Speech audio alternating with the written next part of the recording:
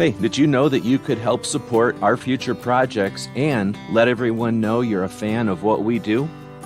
Check out our print-on-demand store. We have a tab here on YouTube. When you click on it, you can choose from a bunch of different items we have, shirts and posters and coffee mugs.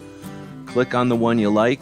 When you find the design you want to put on it, choose a color and a size if it's appropriate. And when you purchase these items, a portion goes to help fund our future projects. We really do appreciate your support. You get some cool stuff. When you get that stuff, post pictures here and on other platforms, and we'll hook you up next time you order from our Gear website store.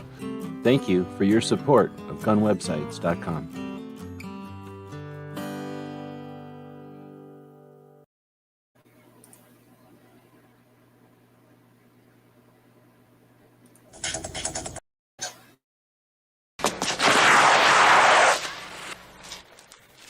Cheat.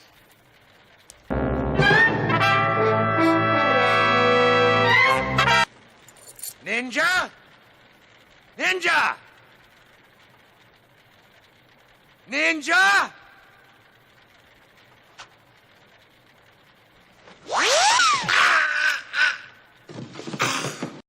It's 11:59 at Radio Free America, and this is Uncle Sam with music and the truth until dawn. Right now, I got a few words for some of our brothers and sisters in the occupied zone. The chair is against the wall. The chair is against the wall. John has a long mustache. John has a long mustache. It's 12 o'clock, Americans, another day closer to victory. And for all of you out there on or behind the lines, this is your song.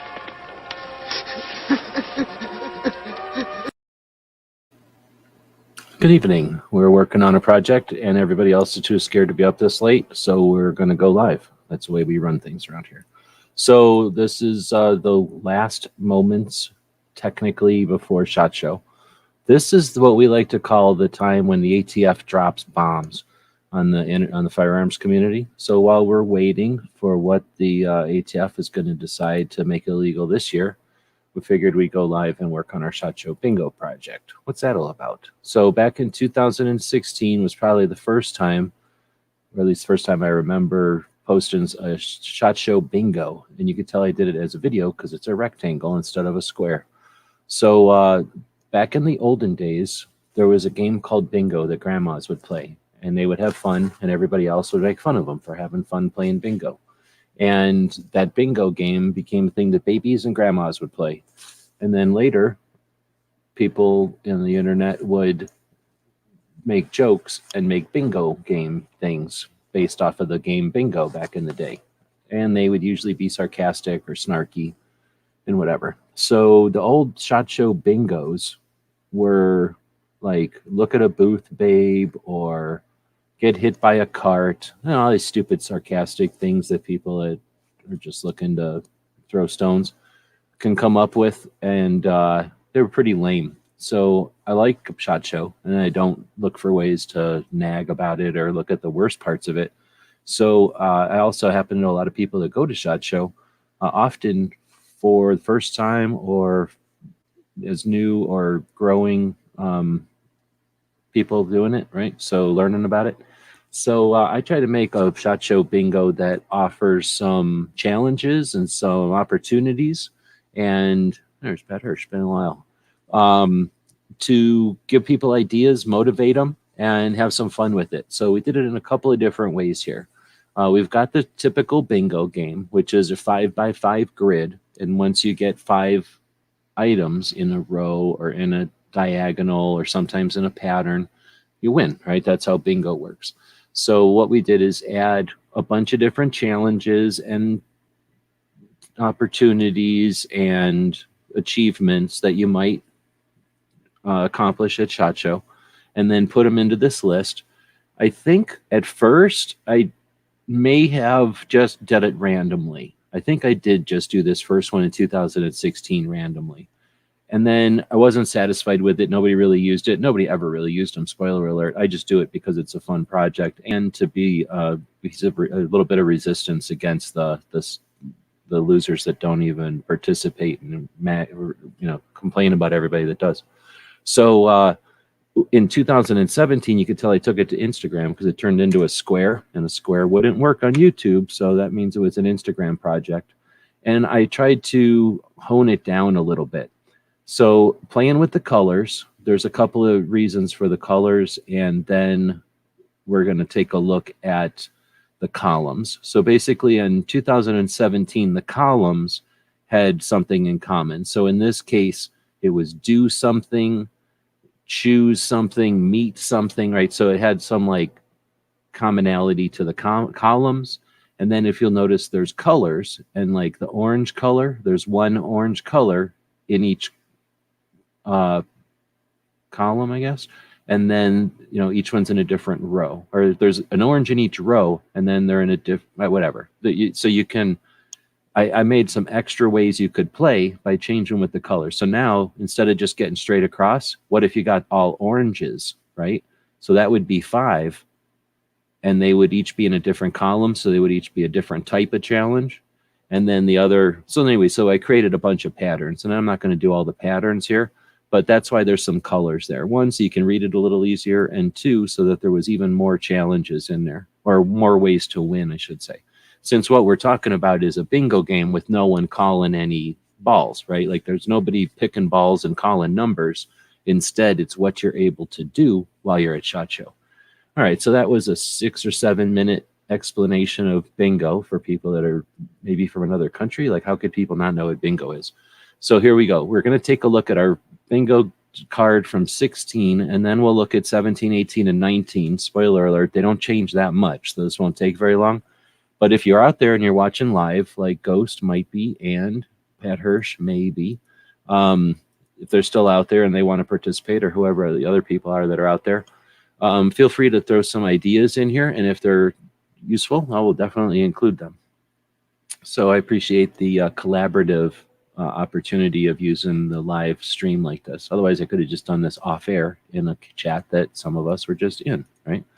All right, so here we go. So on the 16 bingo, we had down the left column, I'll just do the columns first. So we had attend an event, favorite freebie swag, so favorite piece of swag you found, meet a YouTuber in 2016. That was a challenge. It's not a challenge anymore. Photo of a dog at the SHOT Show, which is always going to be in there, spoiler alert. And then learn something new. I also forgot that each of the fonts have something going on. So the fonts and the colors went along with each other. Okay, so next column, photo of something you never knew existed. I think that's a great challenge, and something that if you went to SHOT Show only to focus on what you already knew about, right? Like then that's boring. So this is like a challenge. Hey, Pat, thanks for jumping in. Hey, no problem. Thanks for having me on. I closed you out just so that people can see the screen bigger. But yeah, Pat's in here with me, so appreciate you joining in. And I did drop a link out there. If anybody else wants to jump in, feel free. So you get the concept, right? So I'm going to keep reading them. Next one was set a goal for the next year. So in other words, a lot of these things are like, do this, do this, do this. Well, I want to give people some challenge. So set a goal. So while you're at SHOT Show, you end up getting inspired. You meet people, you get, ideas. And so set a goal. A SHOT Show selfie. So this isn't just for me. I would never consider doing such a thing. So this is not, rigged so that I win it or anything. But I know a lot of people enjoy that. So I might as well, give them a chance to dig into it. Ask the ATF or FBI a question. I started doing that in 2009, and I never looked back. It's one of my favorite things to do, unless the ATF decides not to show up at SHOT Show, which they often do. FBI will almost always be there because they don't get the kind of real questions that the ATF gets, but the ATF does some atrocious, some bad things to us. And then when they're asked to explain it, we're told that it's just the compliance officers, not the enforcement officers that show up to SHOT Show. So they're only there to answer questions about compliance, not enforcement, which is, in my opinion, not an answer. They should not get to say that. Huh? What? Oh, sorry. I just coughed. Sorry. Oh, okay. I thought you were. It was just right at the same time I was saying that, so I thought maybe you were saying something. So then the next one is favorite knife at the show. It is SHOT Show, but there are pretty much all the knife manufacturers and a lot of custom ones there. So opportunity for someone to brag about a knife they like there. Next one is meet a blogger. So you'll see there's meet a YouTuber, now meet a blogger. Next one is photo of a new firearm. Pretty obvious. I'm hoping I remove that one eventually.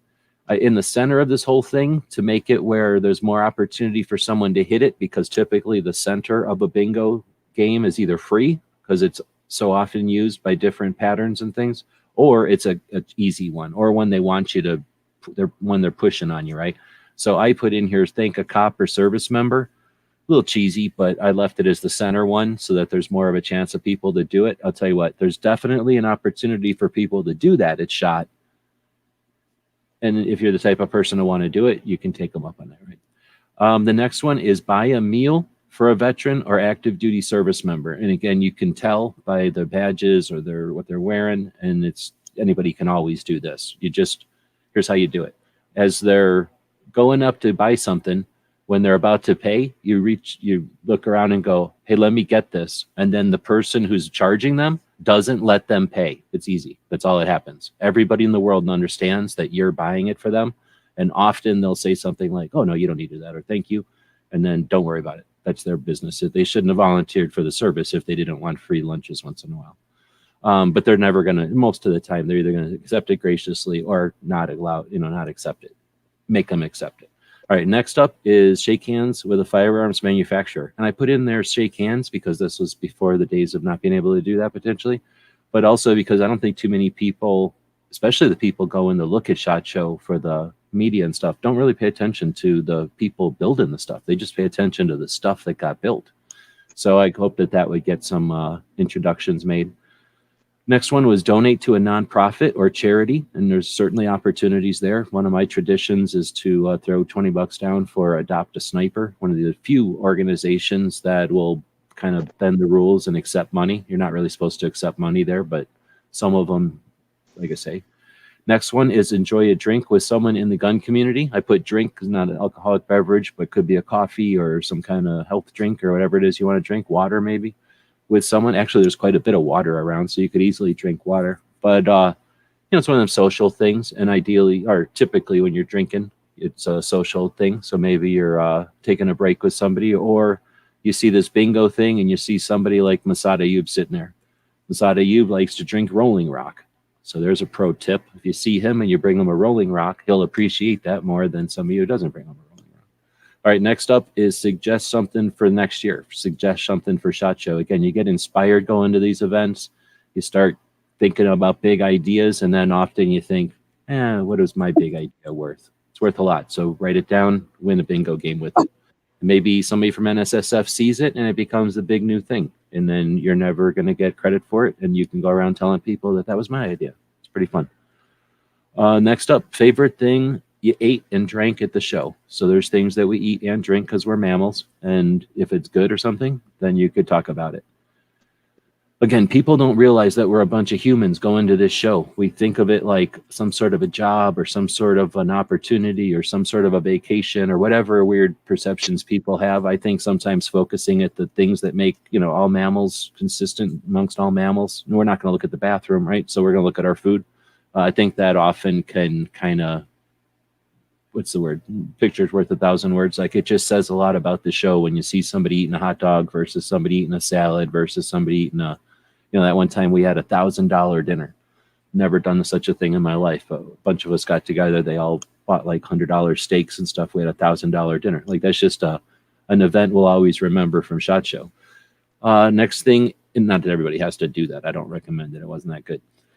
Next up is ask a firearms instructor a question. Again, just to get an opportunity to get people meeting people they might not meet. Most YouTubers, especially often bloggers, are useless. They never even pick up a gun hardly ever, except to take pictures and selfies with it. So talking to an instructor might actually lead to the instructor challenging them to show up for a class and do something. And then once that happens, you have a firearms, what do you call people that are like YouTubers and stuff? People that are familiar with firearms become somebody who's familiar with how to operate a firearm. And then again, much more information gets brought forth in those videos when you just can naturally have proper firearms handling or understand what's, basic manipulations and stuff. You just become more competent. You let people see how much more competent you are. Appreciate everybody that's purchasing stuff from our store. I'm guessing that's somebody who's grabbing one of Yankee's designed patches, the pre-orders. Thank you for that. That little noise goes off whenever somebody purchases something from the store.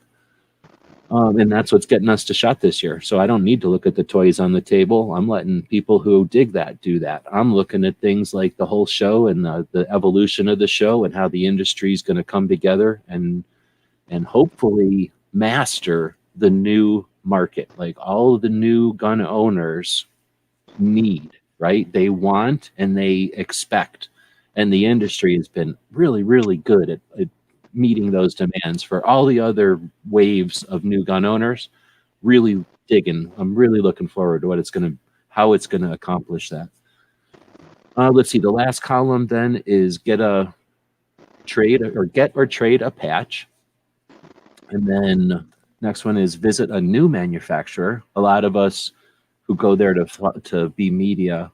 And this is obviously focused at media. I don't run a booth, and I'm not hiring people to work at a booth. I'm not an attendee like that. So my focus is media. Often the media people go there with contacts and an agenda and whatnot, and they never even look up from their established schedule, and that's just not always it's just what's the word? It's just a way to. A challenge to challenge the people that are there to just do something off the schedule once in a while. Best logo item. I don't know why I put that one in there. It seems kind of dumb. Meet a gun writer. Again, going along with the blogger, YouTuber, and firearms instructor. Meet a firearms writer. So that, again, we start YouTubers are kind of useless. They don't do much except kind of emulate what other people are doing, and writers, I don't know who they're emulating, but they certainly need to wake up and get with the time. So it would do good for YouTubers to meet with writers, and it would do good for writers to get with YouTubers. So that was the purpose there. And then booth babe photo, which is sexist. So we took that out of there probably. Oh no, we didn't. It's still in there. So that might actually be harder to do because there's fewer and fewer booth babes. Let's see. Did any of these change? Maybe I'm crazy. Photo of a dog, learn something new, meet a gun writer, suggest something, set a shooting goal, photograph something you never knew existed, meet a blogger, photo of a firearm, thank a cop. No, I guess maybe I haven't really changed it. All I did was change it into a square. So I must have gone back to an earlier one. This must have been after I've done the re-edit. I'm not going to go back and try to find my even earlier ones. But if anybody's got any ideas, I will probably just kind of throw everything back in here and then shuffle them around. But if somebody's got an idea, I'd definitely like to get rid of Shot Selfie. I'd definitely like to get rid of the Booth Babe one. I'd get rid of a bunch of these, actually, because they're old and they're not that challenging, really. Some of them were meant to kind of get people to introduce each other to each other, but if somebody's got other ideas of ways to, maybe from watching coverage, like you're sick of something or you wish that they would do something, we might be able to sneak something in here to encourage some new type of coverage.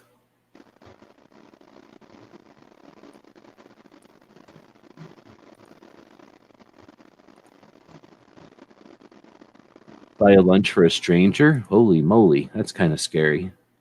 What do you think about that one, Pat? If somebody came up to you and offered to buy lunch and like you weren't a service member or like you weren't a cop or you weren't a doc, like something that some of you would expect to get of food, would you accept food from somebody?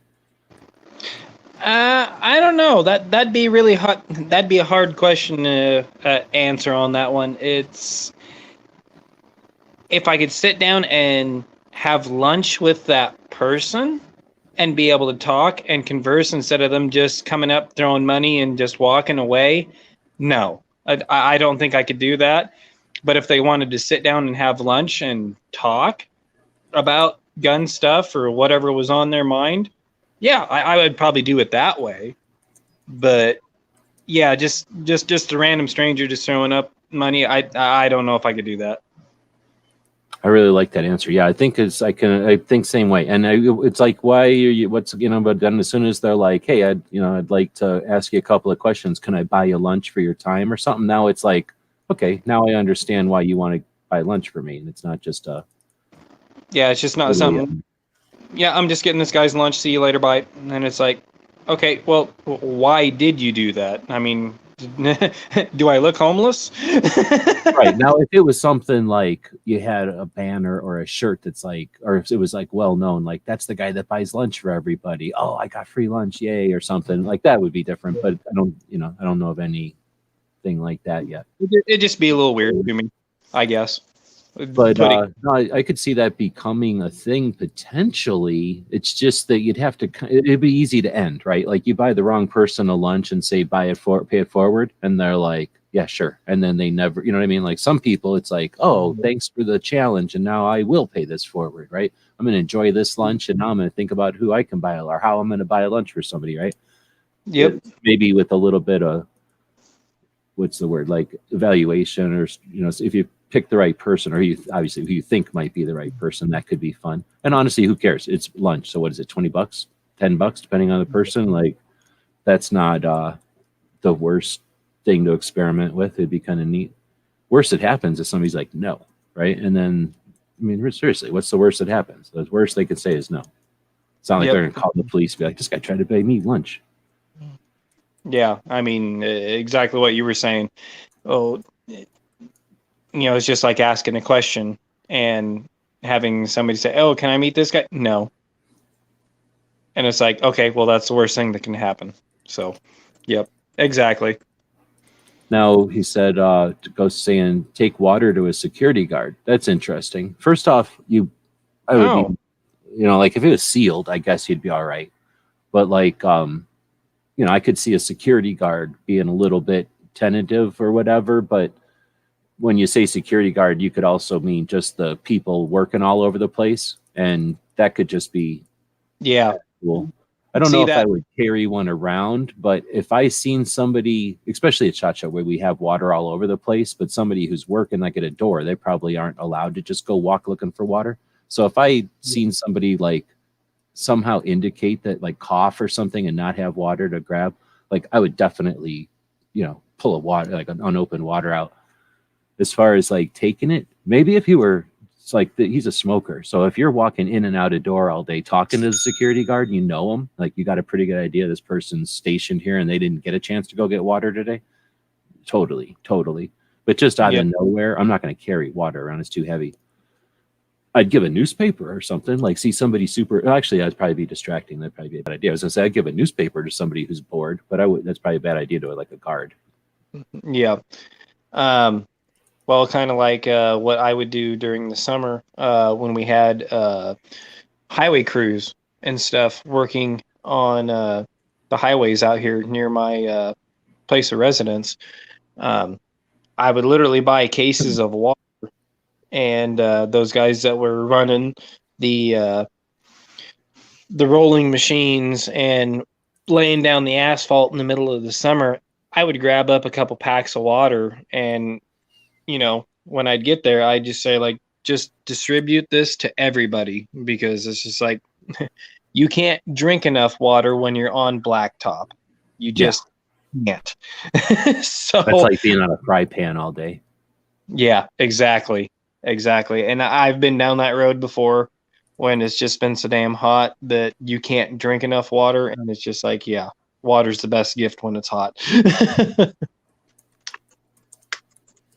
So I got set a shooting goal, but maybe it could be more like set a channel goal or set a project goal or something like that.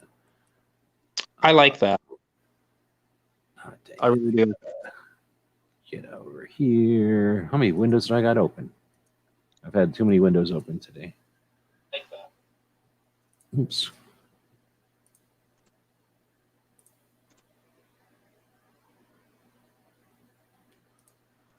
What does LGB shirt patch mean? Oh yeah, look at that. I didn't notice that it changed from whatever to being fake name. What's LGB?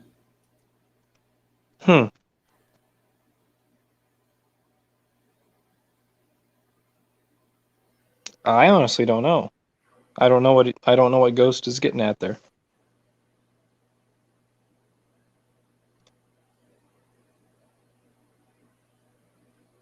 Oh, that's gonna. I see. I hear you. I don't. I'm not gonna go with that. It's always my president because I'm not down with that necessarily. But at the same time, I'm never gonna say be rude to my president. He's still in a seat that I respect. So I'm not going Oh, to jump on board with that. I can understand people that do. I don't care. It's free speech, but I'm not gonna. Not with my channel or nothing. I'm not gonna do none of that. But I get it. I'm not gonna do it though. And I don't like the guy. I'm not saying I respect him, but I respect the seat he's setting in too much. took a second for my brain to register that, and I was Took like, me a oh minute yeah, too because I'm not thinking of it. But no, like totally. And that would how like 1 year, but no, wait, it would have been a number of years ago. If it would have been last year, it would have been last year. But a number of years ago, it would have been the red hat type of thing. yep, How and then it would have been more like at this point, it would probably be like the most unique LGB, right? Like the one that's the funniest or the most clever. Because at this point, there's just the standard blue with the white letters kind of thing where everybody's kind of playing on an election or a campaign shirt or something. So something that's actually more creative would probably be. And the thing is, I'll bet you this year, holy moly, I'm thinking there's going to be a lot of those. Like, I really don't think there's not. There's going to be a lot of those shirts, or hats, or anything else, right? There's going to be a lot of that. it's gonna be a sea of T-shirts and hats, and probably some flags being flown in there. I just about guarantee it. I'm typing all these as we talk because I don't have an intern to type them for me. But then we'll edit them. I'm not gonna. There's too many of these I don't like because it's just we're doing it for how many years now. I want them to be different or whatever. No, hell, I completely understand. Damn it, and I just had a good one pop in and out of my brain. Give me about 2 seconds. Hopefully I can recall it. I have Put the on time. What I'll do, especially in these live chats, I'll reread the chat backwards because usually it's some comment that somebody made that reminds me of something, and then another comment comes up and knocks it out of my head. So if I go back, I can sometimes go, "Oh yeah, that's what I was thinking." It's one of my tricks when we're in a live chat because it's not necessarily easy to keep everything straight when your thinking is like a perfect response, but by the time you think of that perfect response, the topic has changed twice, and it's like, shit, do I keep this in my head, or do I bring us back to that, or do I just wait till it comes back? So like there's a little bit of an art to being in a live chat. Yeah, that's that. I've definitely found that out the last 3 or 4 times going live. Granted, didn't have anything to do with 2A, but I was just trying to get the live stream part of it underneath my belt and get a little more used to it. So yeah, it can definitely change on the turn of a dime for sure. So, Gun Library Garrett, throw out $5. Thank you for that very much. After throwing $40 in yesterday, that's much appreciated. Very much. Oh, nice. Thank you very much, sir. All of these super chats, I don't remember, like if a super chat, because we get paid on like the 20th ish, somewhere like YouTube pays you around the 20th or something. Like sometimes it shows up in your bank. I don't really know. I think it's everybody's the same. So probably just a bank thing, like how long it takes the banks to get them. And I can't imagine how many checks they're sending out or whatever, right? But the thing is, like if he throws a $5 super chat in today, like whatever this is, the 18th or something, 14th, what am I thinking? 14th. I think it shows up next month. So that's much appreciated because I'm sure I'll be maxing out those credit cards, just buying gas and food and all the just little things that show, oh, I forgot a toothbrush type of garbage. Yep. Always something on a long trip. It doesn't matter what it is.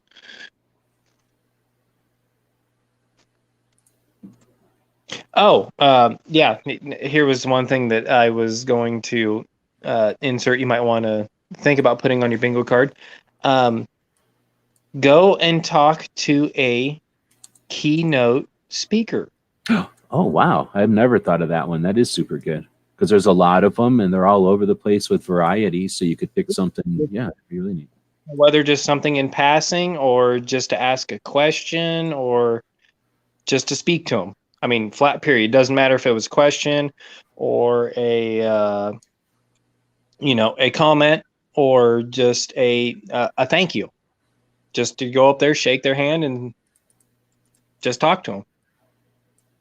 I like it. I'm getting rid of this best logo and I'm putting in talk to, I guess. Talk to a keynote. Yeah, that's super cool because there's so many of them. And it's one of those things, like it's a good challenge too, especially for like a media person to whatever, if you're at all like apprehensive, is that the word, to like go up and chat with somebody. Maybe like they might be like, I'm way too busy. I can't believe you expected me to be able to answer your crazy question. You're not even a big channel. Like they're never going to do that, right? It's just going to be like, oh yeah, hey, thanks, appreciate your interest. Or, you know what I mean? Like the worst you're going to get is a blow off, but they're not going to punch you. Like, oh, you asked me what? I'm punching you. They acknowledged you. So at least they realized you were a human being and said hi. So that's better than a get lost. So I definitely want to get rid of shot shelfie, so I'm not even going to type that in here. Go to a hosted breakfast. That's actually a tough one because it's so early and everybody after day one starts getting super tired. But I imagine Ghost is typing it because he's probably got one in mind, and that way he basically just stole the spot by grabbing one that he already was going to do anyway. Yeah, probably. But back in the day, I always tell a story of like media used to get treated differently because there was so few of us or whatever, and they wanted to get us to pay attention to whatever it was they were doing. So the states would buy us breakfast. So like Wyoming would have a spread, and then it would be like Montana. It was always the good states too. So it wasn't like Massachusetts never bought us nothing. But like, the states that wanted people to go there, probably for hunting or recreation or maybe businesses or something, like they would host a breakfast for media, and while you're eating, a nice spread, like a really good buffet type of breakfast thing that they would set up in a big convention center room. While you're eating, they would have like a movie going of like how great North Carolina is or something, which isn't bad because then it's like, yeah, I didn't know about North Carolina, and now I do, and it's North Carolina, like not China or something. And then you're eating bacon the whole time, so everybody's super happy. So what we would do, since we didn't always know about them, because some of those you had to be invited to also, we would go into those after and kind of help clean up in a way. No, that's always a good thing too.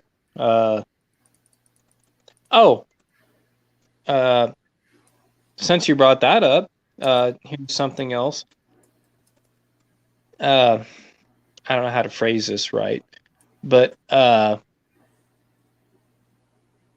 help out a convention member. Like, so you mean like an attendee or somebody that's staff? Yeah, there's somebody that's staff or somebody like you said. If you go to that breakfast or something like that, help them break down a couple tables or chairs and hang them back up on the deal. We do that a lot around here when we have big conventions and suppers and stuff like that. Usually 9 times out of 10, we always help with the breakdown. Yeah, because often it's like, hey, if everybody grabs their chair and puts it over here, and then maybe goes and gets grandma's chair and puts it over here, or the little kid's chair and puts it over here, but everybody basically does one task, and now that saves like a crew of 3 from having to stick around for an extra hour being bored off their ass moving chairs all afternoon, right, or all evening, right? So I could totally see that, especially a group that actually is aware and cares about the rest of the world and isn't just there to be catered to. Then I could totally see that. And that's exactly what we would do. So we'd go in there and be like, hey, how was it? Like, was it a good show? Do you mind if we eat a bunch of this bacon that's left over? And they'd be like, yeah, we're just going to throw it to the pigs. Go ahead. Yeah. Help a convention member or something along those lines. I put in assist the show staff instead of favorite eat or drink. So I think that's a good swap. That'll work. Yep. Oh, that's a good one. That's a good one. I'm sorry, I'm from the Midwest, so I always try to help out wherever I can. Well, and here's the thing. I don't think that's a bad theory or concept. And then as ambassadors of the firearms industry, how many like concrete workers, well, concrete workers probably are helping out actually, but how many, I don't know, pick an industry that's a bunch of jerks. How many Democrat Party conventioneers are going to stick around and help? Actually, a bunch of them probably do. So I'm just being a jerk, but you know what I mean? Like it is probably cool. And it's a representative of the gun industry. At least they're not like, man, I had to stay 3 extra hours because so many people were there and they didn't lift a finger. You know, instead it's like, hey, wow, we got home early today because the gun people are here and they help pick up after themselves. They understand that we're also humans and that, you know, this and that. Now, on the other hand, you probably do that for some people and they'd be like, man, I was planning on getting overtime. You can't make everybody happy, right? But well, I'll put it this way. It doesn't matter what you do in life, whether you're helping or you're hindering, somebody's always going to bitch about it. Yep. Or they're going to thank you for it. So I've always erred on the side of caution and just like, okay, well, I'll pitch in a little bit and just, you know, what is it? Another couple minutes out of my life that I help somebody else? Then, well, yeah. And the thing is, who's going to complain? Like the person who's worthy and who's like actually appreciative, or the person who's upset that they didn't or couldn't or didn't think of it or wouldn't think of it and are going to complain because they'd rather not see other people in their minds challenge their, you know, nothingness. So that, you know what I'm saying? Like it also kind of depends on paying attention to who's doing the complaining on a situation like that one. Yeah. And the people that do the complaining, if you help, then that's just on them. So. They were going to complain if you helped the little lady cross the street too. Like that lady shouldn't have been crossing the street or whatever they come up with. Yep. Just the way I was born and raised. So take it for what it is. Got to feed the beast again. So let's see. I'm going to go through and look at some. I only got about 4 more, so maybe I'll just take the other 4 and then I'll go read everything. So I'm basically just duplicating the other ones, but I haven't put in any fonts or colors or anything. And then we'll consider, if not use, all of the ideas people come up with of how we can change this around a bit so that it's hip and trendy for the youngins, the kids. It's probably got I need to put a lot more video game stuff in here for the kids. Wiggle your fingers at a piece of joystick, or like look at a screen for over 15 hours straight, or learn how to pee into a Mountain Dew jug that you drank out of 1 minute ago. Although a lot of people pee into Mountain Dew jugs, not just video game kids. I like that one. For some reason, I like that one.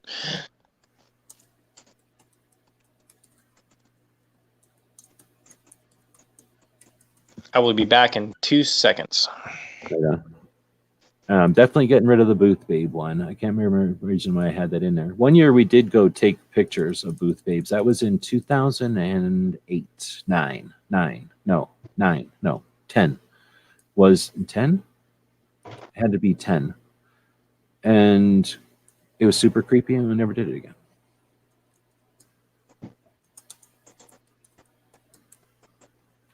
What we did learn is that most at the time, because there aren't no more Booth Babes anymore, but back in the day, at least when we did that in 10, every Booth Babe was just hired wherever. So when we did it in 9, because we had done it from 8, 9, and 10, when we did it in 9 in Florida, the girls told us that they don't know nothing about what they're holding. They were like, I don't know what this is. I'm just getting paid to do it.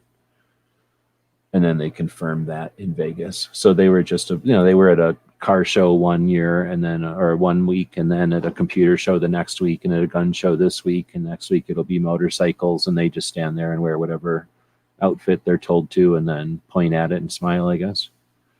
Oh, snap! Another $5. Thanks, appreciate it. Been watching on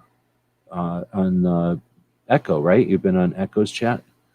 I think that's the same Chris. I'm not good at numbers, but I'm pretty sure it's the same dude. Thank you for that. I appreciate it. We'll definitely use it. I've been asking in the reloading chats if anybody is looking for anything at shot. I normally don't ask because I don't run around for people, but Echo and AR, are definitely putting a lot of effort out there for that community, the reloading community. So there's not a heck of a lot of reloading stuff, but if there is something that I can find or seek out for you, I'll try. Pretend I'm in the PST zone. I don't know what you mean. Do you want a link? I put the link out here. So now that I've got all of these items in here, we've already read them. I'm not going to read them all again. Now I'm going to change a few of them and get them nicer looking because they're tiny and black and white and they look stupid. So I'm going to end up making them look nicer. And I guess I have to make a chart of how people can win. I might not even do that because really it's not so much that we play a game out of it because I can't get people to actually play the game as much as just an opportunity for people to take a look at the Instagram post and maybe get inspired or something or give them some ideas. So I do need one more. So let's go back and look at what everybody's been saying. First off, thanks again. That's $10. That's a lot of money for I don't get a lot of super chats, so I do appreciate the $10 that people threw out there today. And I'll definitely appreciate it next month when it shows up because, like I say, I'm getting a whole bunch of people supporting the stuff this month. And usually what happens is everybody's like, thank you, see ya. And now, next month I'll be sitting there going, how am I paying these bills? So much appreciated. So let's see. Navy SEALs use our product? What? I'm missing something. Oh, I'm missing a lot, I think. Okay, so buy a lunch for a stranger. We talked about that one. I pay it forward all the time at McDonald's. See, that kind of thing is a little bit different, I guess. If it's like a $5 meal or like, a couple of dollar items and a $3 item, like that's a little different than, I don't know. I'm trying to think of the fancy, snooty places I go where it costs upwards of $80 for lunch. No, I'm just kidding. I don't know. But yeah, at a place where you can say, hey, put that on my bill. Thank you for your service. They get their little ticket and they, I get that. So take a water to a security guard. We went over that one. That one, their names are changed. Oh, yeah. And then this one and this one we got. There's Chris showed up, said hello. The head-to-toe multicam guy. Well, that's me, so I don't know what you're trying to get at. I will say one thing about him. He's bringing up Jimmy Carter's name a lot. Okay, apparently I missed something. I think that might be Brandon. Oh, okay. Is that what that is? I don't know. I think that's the era of when they were saying stuff. I just don't get the joke or whatever. The way you put it, it sounded awfully funny though. And then we got I woke up and can't go back to sleep. Okay. Well, yeah, welcome. I really, really, really would like to do an overnight 2A chat, but I can't get anywhere near enough support for it. Man, would I like to do an Art Bell style long format every night chat? If anybody is down for that, I'll host it. I will host that because I'll stay up all night in the winter, even though I do stay up all night in the summer because of the heat down here. I'll figure it out and do it all year if we could get enough to where I could actually do that.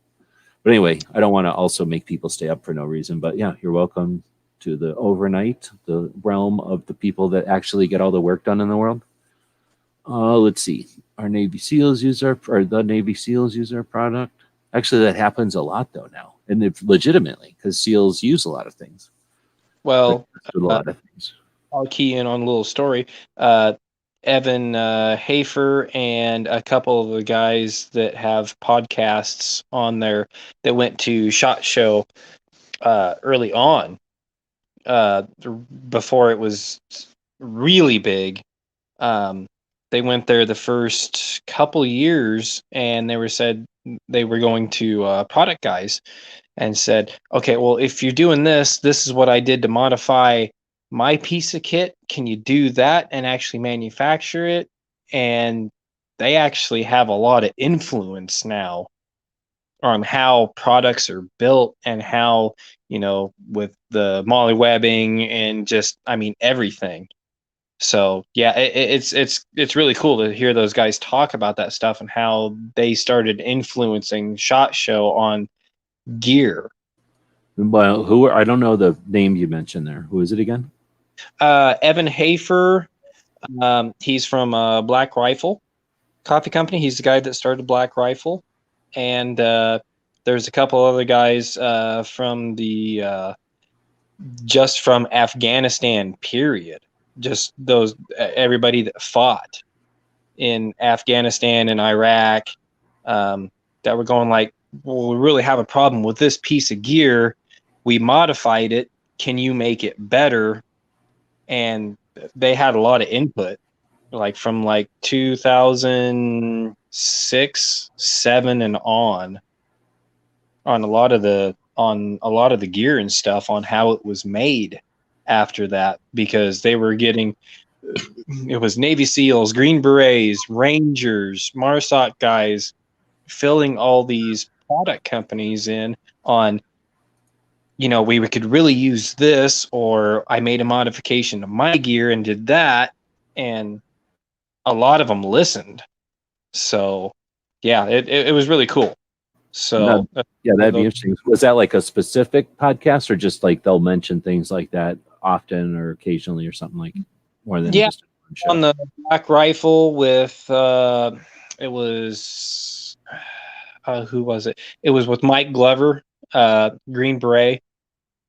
He does Fieldcraft Survival, and he's got his own gear line now, but it's just a lot of those special forces guys had a lot of influence on how gear is actually made now versus the way it was in like 2006, 2007, and 8.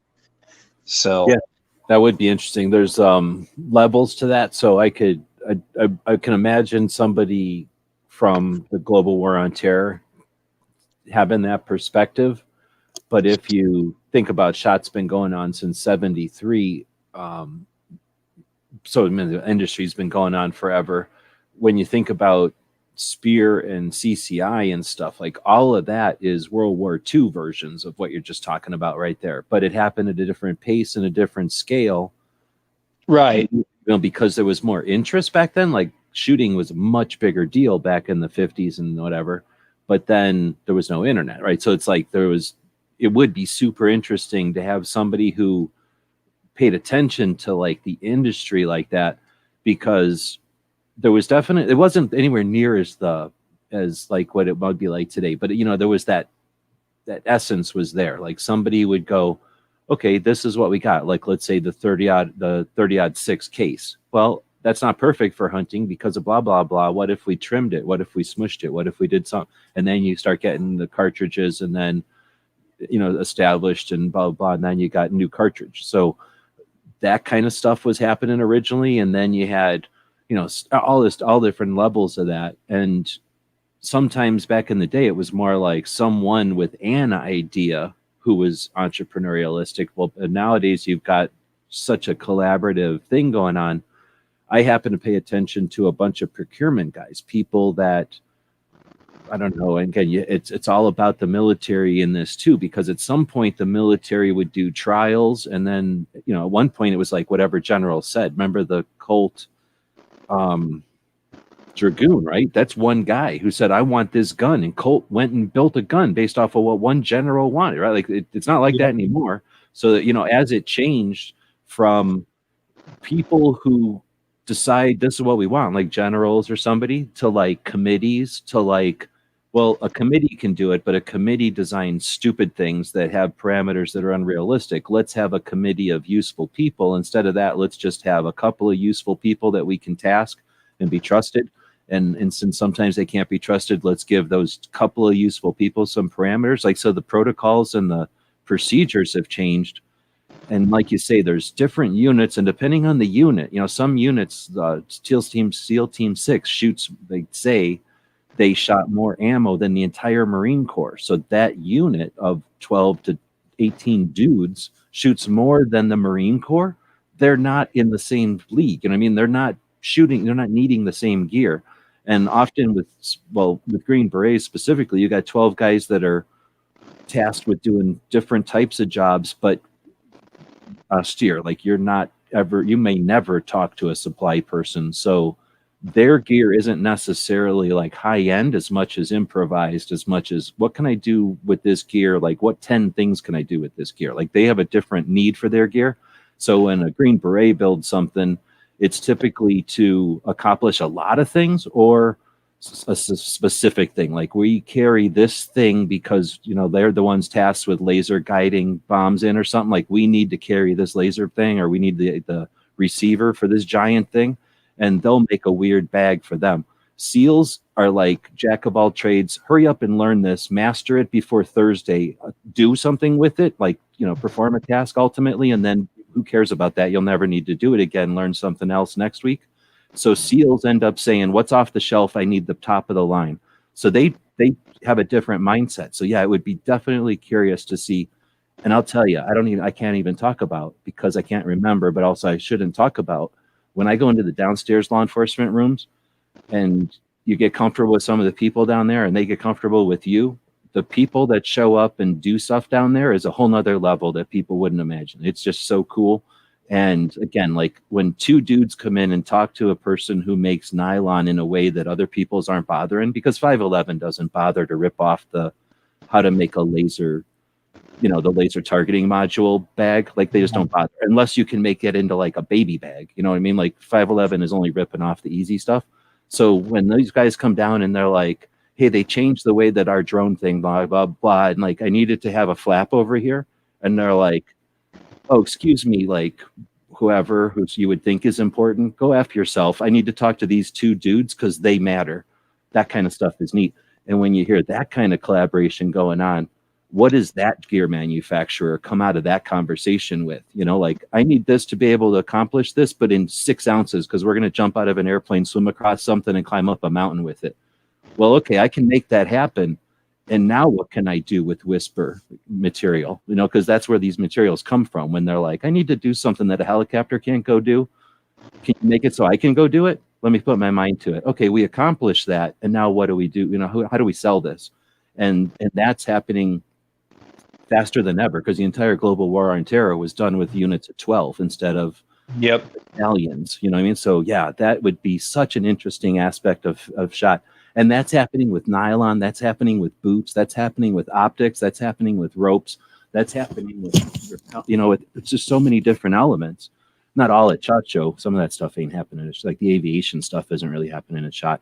We get to see some of the drone stuff, like some of the rods, and looks like a stick, but what it's actually is a snake robot that you shove underneath the door, and it tells you all kinds of stuff that, like there's just such neat stuff happening there that. And like you say, it's happening in a whole different creative speed that it's never happened before. That's not hard to report, because you got to be standing there. And then how do you tell somebody that somebody from this unit came up and talked to this guy and they told this guy to go, without being super vague like that? It's just not that interesting to report that stuff. So that's why you don't really think about all the interesting stuff that's happening. And can you imagine what's happening in hunting and in competition shooting? It must be kind of similar stories, right? Like, hey, we need this to do this. Well, if we do this, then we can sell that to competition shooters. Like, oh, I never thought of that. Or if we do this to do this, then that would be the perfect concealed carry garment. Like, wait a minute, you're right. Yeah, and that's kind of what I'm getting after, is the guys that are on the ground. It's not the higher ups or anything saying, well, we just need to buy a bunch of this and we'll just give our troops this, or our special forces guys. It's the actual guys that are on the ground doing the work and just, giving their 2 cents to those guys that are building all this gear and stuff. And that's the guys, and doubling back on your point, those are the guys that they want to listen to, the guys that are actually doing the work, not to a freaking commander or somebody higher up that just writes on a piece of paper and just orders gear. You know what I mean? No, yeah, exactly. And that, there used to be a quartermaster job, and that job exists, but not doing everything for everybody. Yeah, I mean that's for like we need some more toilet paper. Like okay, we can make that happen, but not like we need toilet paper on the top of that mountain and it has to be waterproof, and then it also has to be used for gauze. Right. Exactly. Multifunction pieces of equipment. So DJ is playing with this, some sort of overnight situation. I would definitely like to see something happen in there. Be neat. Goes Well, to if golf, I guess. starts, I will definitely do an overnight chat. Well, maybe I'll keep saying it then. We'll see. I mean, definitely there's half the country, well, not half, but a good chunk of the country is up all night. All we need to do is find the ones that are into 2A, and now we originate content at night. And I'll throw original content up at night as long as people are down for like actual content and not, just paying attention to what they're shelling us or whatever. But anyway, so quite a bit with that go. Yeah, okay, good. Good thing, Chris. Like say I got the dyslexia or whatever, like you throw numbers and too much stuff at me, and trust me, I've seen a lot of Chris's over the years on the internet. So I appreciate you being patient with me. It takes me a minute to catch up with whoever everybody is. Not used to icons either, that being that small. And people like DJ constantly swapping out his icon, his little thingy there is different half the time. Yeah. Make a stop at the Ruger booth and get some pick info on the new Marlins, preferably big bore. I'll try, depending on how it works out. I mean, I'll try for you there, but I'm sure other people will do it. If there's something specific about it, let me know. But because I'll just end up with a general picture. You'd be lucky if I know which one is the Marlin one. It's just, that's a really focused off of my radar, but I'll attempt it. That Carter jab was that. I can't pay forward at McDonald's around here. Oh, they forgot about that. They have those little things. I freaked me out the first time I went. I think it was in Wisconsin. This first time I ever seen a gas station where there was no people. Like there was a restaurant in the gas station with iPads. And all these people were typing on iPads, and I'm like, well, that's interesting. And then I'm like, well, where am I supposed to order? And then I figured out that you don't order. You just go to these iPads, and then a human would give you your stuff. But it was just one little hole that a human was shoving stuff out of. It's weird. I didn't order there. I wouldn't deal with that. No, I did that one time, and that was way too friggin' freaky. No, I'll fight that. Like I'll wait, and I'll be the one going to the restaurant across town because they still have humans, right? Like I'm not going to be the first one in line for all that. Chris is saying he's pretty excited about the new Marlins also. All right, well, they're a big deal. But I'm telling you, Clover and them definitely know more about that stuff than me. Oh, he went there. All right, we aren't giving me any ideas. So let's see. So now we definitely are missing one because I took out Booth Babe. Let's do it this way. Attend an event. I still think that's worth keeping in there. So I'm going to leave that one. Photograph something you never knew existed. I could take it or leave it. Meet a blogger. I put that in there originally because I felt like bloggers had something to contribute. Meh. Yeah, it's getting really hard for me to think that bloggers have something to contribute. I'm a blogger, but I tell you, everybody just likes being in their little things. Not a priority. If on the back, if I find something specific, right on. If you see Bond Arms, there's $20. If you see Bond Arms, check the status of the Bullpup long slide version. Sent a little something on. Oh, okay, appreciate that. Safe and would enjoy an art bell type program, especially with this rotating swing shift. Well, I got something. Just popped in my.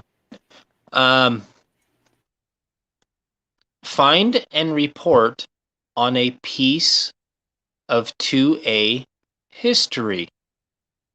You know what I like hearing. All right, well, I'm putting that in here for damn sure. And you don't even have to necessarily report on it. Just find a piece of 2A. I'll put history. Find and share. Yeah, there you go. Perfect. I'll just say some 2A history. Because I'll put that up to the thing. Because I'm telling you, the definition of 2A is a changing, and there's nothing we can do about it. So I think putting it in there like that, it's not going to be what I'm looking for, but it'll be a version of what people, what they think of as 2A. But yeah, I like that one. Yeah. And that's going to be a challenge because SHOT Show ain't exactly chock full of whatever. Right. But like you said, if you go down into the basement and you've got all those groups and everything down there. Oh yeah, let's look at that right now that I'm thinking about. I appreciate that. I totally forgot about that. And I got it. Yeah, right you're probably going to be able to find something down there that somebody is linked to somebody, or somebody that's there. It just and that's awesome in my point of view, because because you can go on to any website or anything and find all the gear, anything you want. But as far as like people that have advanced the 2A or just rights in general, I don't think that gets talked about enough as far as I'm concerned. Well, it's kind of putting in, am I still muted?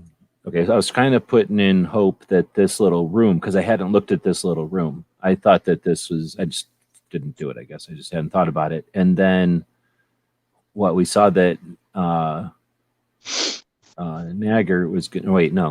Naga was going to be down here. Nagar's the assholes. Naga is the good one.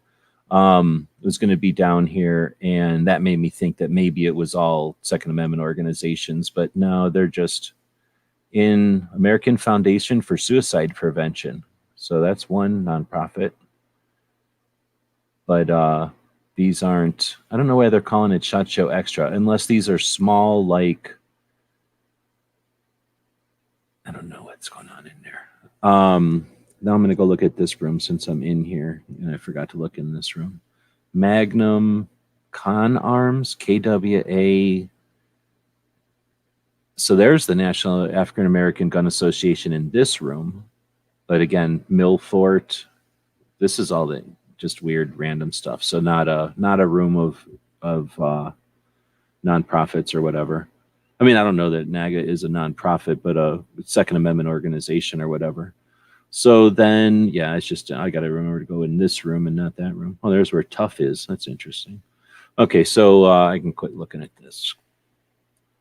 I was hoping there was a room. I think that we'll find out if there's going to be. There used to be a floor in the downstairs first floor, or an aisle in the first floor where they put all the nonprofits for just a year or two. And it sounds like they're going to do something like that again. So Mark said, the status of the Bullpup the Bond Arms Bullpup long slide. So Bond Arms took the Rohrbaugh. No. Yeah.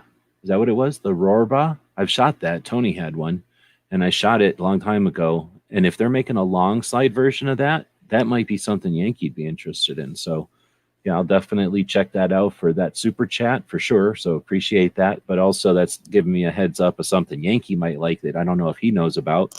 So I want to say thanks to Yankee for him helping me out. So yeah, I'll be sure to hit that thing. Much appreciated. Ask it Ivor Johnson what the holdup is on the 4-barrel Derringer. Well, I can tell you what the holdup on that is. You have any idea how difficult it must be to bore out a 4-barrel Derringer? Considering that nobody does anything like that anymore, I'll bet you that's a tough engineering feat. It just seems like one, but I don't know. I'll ask him if I find him. I've never seen Ivor Johnson there. Is that really a company? Yeah. I thought that was one of those companies that was gone that my grandparents were little or something. I don't know if they still exist today, but I know that was an actual company once upon a time ago that I can remember. And then Makojo saying, has the new M&P Bullpup been fixed? I have no idea. I really don't know. Oh, is that the shotgun that those guys were complaining about? Yeah, it's when it was breaking apart. Freaking No, safe. I really don't know. Not good. And then Steve threw down a $10 super chat. I really appreciate it. That's like $60 tonight. That is a lot. It's not the most I've ever gotten a super chat, but that's amazing. So I really do appreciate it. Thank you. I'm definitely not distant. I mean, that is going to pay bills. So I appreciate it. In another chat, the idea of a PCC lever action 9. Oh my goodness. I'm going to read this because it's a super chat. In another chat, the idea of a PCC, why is it being weird? Lever action 9mm or 4.5 ACP came up. It seems like the right time, and I know I would buy either. Can you bring it up with folks like Rossi? Ugh. First off, ask me to bring it up to Winchester. Rossi is South American, like Winchester isn't. Yeah. So Henry. First off, PCC lever action. Does that mean a mare's leg? No, PCC, pistol caliber carbine. So it just means semi-auto caliber. Yeah, you're just talking just a pistol caliber length carbine. But I mean, it's not like a 38 because they're not satisfied with a small 38. I would call a small 38 a PCC lever action, but in this case, semi-auto calibers, but not in a magazine fed, like or is that the part of it? Is it a magazine fed, like a Glock mag fed lever action? It's weird, but I'll take it. Like a 1911 fed, like lever action 45 ACP. Again, weird, but I'll take it. Especially if like Winchester makes it, or maybe what's the other one I don't like? Marlin. Like I'll take a Marlin, I guess, over a Rossi. Here's why I don't like Rossi. It's just not the country of origin. Rossi insists on putting a freaking safety on a lever action, which doesn't need to be there, and it shouldn't be there. Doesn't need to be there, and it shouldn't be there. Intelligence. So, afraid of them having a safety on my lever. That's all. And they're a little cheap. I'm not a big fan of Rossi's. They look good from afar, but they feel cheap. I'd still rather have a Henry. I didn't even think Henry runs around acting. I mean, I hear Henry commercials all the time. They're made in Wisconsin. Like, yeah, have Henry make that if you're gonna make such a thing.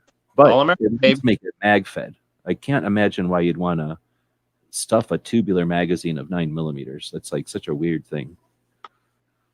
But but the thing is, if I want, we got to get rid of the NFA because there's no way I want a 9mm lever action that's 16 inches long ever, period. A 9mm lever action should be as long as 10 9mm are. And I don't think that's 16 inches. You know what I mean? It should be 90 centimeters or whatever that would be. Yeah, so I agree. I think it should be a what do you call it? A mare's leg with a stock. And the stock should be adjustable so that you could have a kid grow up with it and be like her little kid gun, going to college gun, get off of me gun, teach my daughter how to shoot gun, and made by Winchester. And then I could almost get behind it, except make it in 380.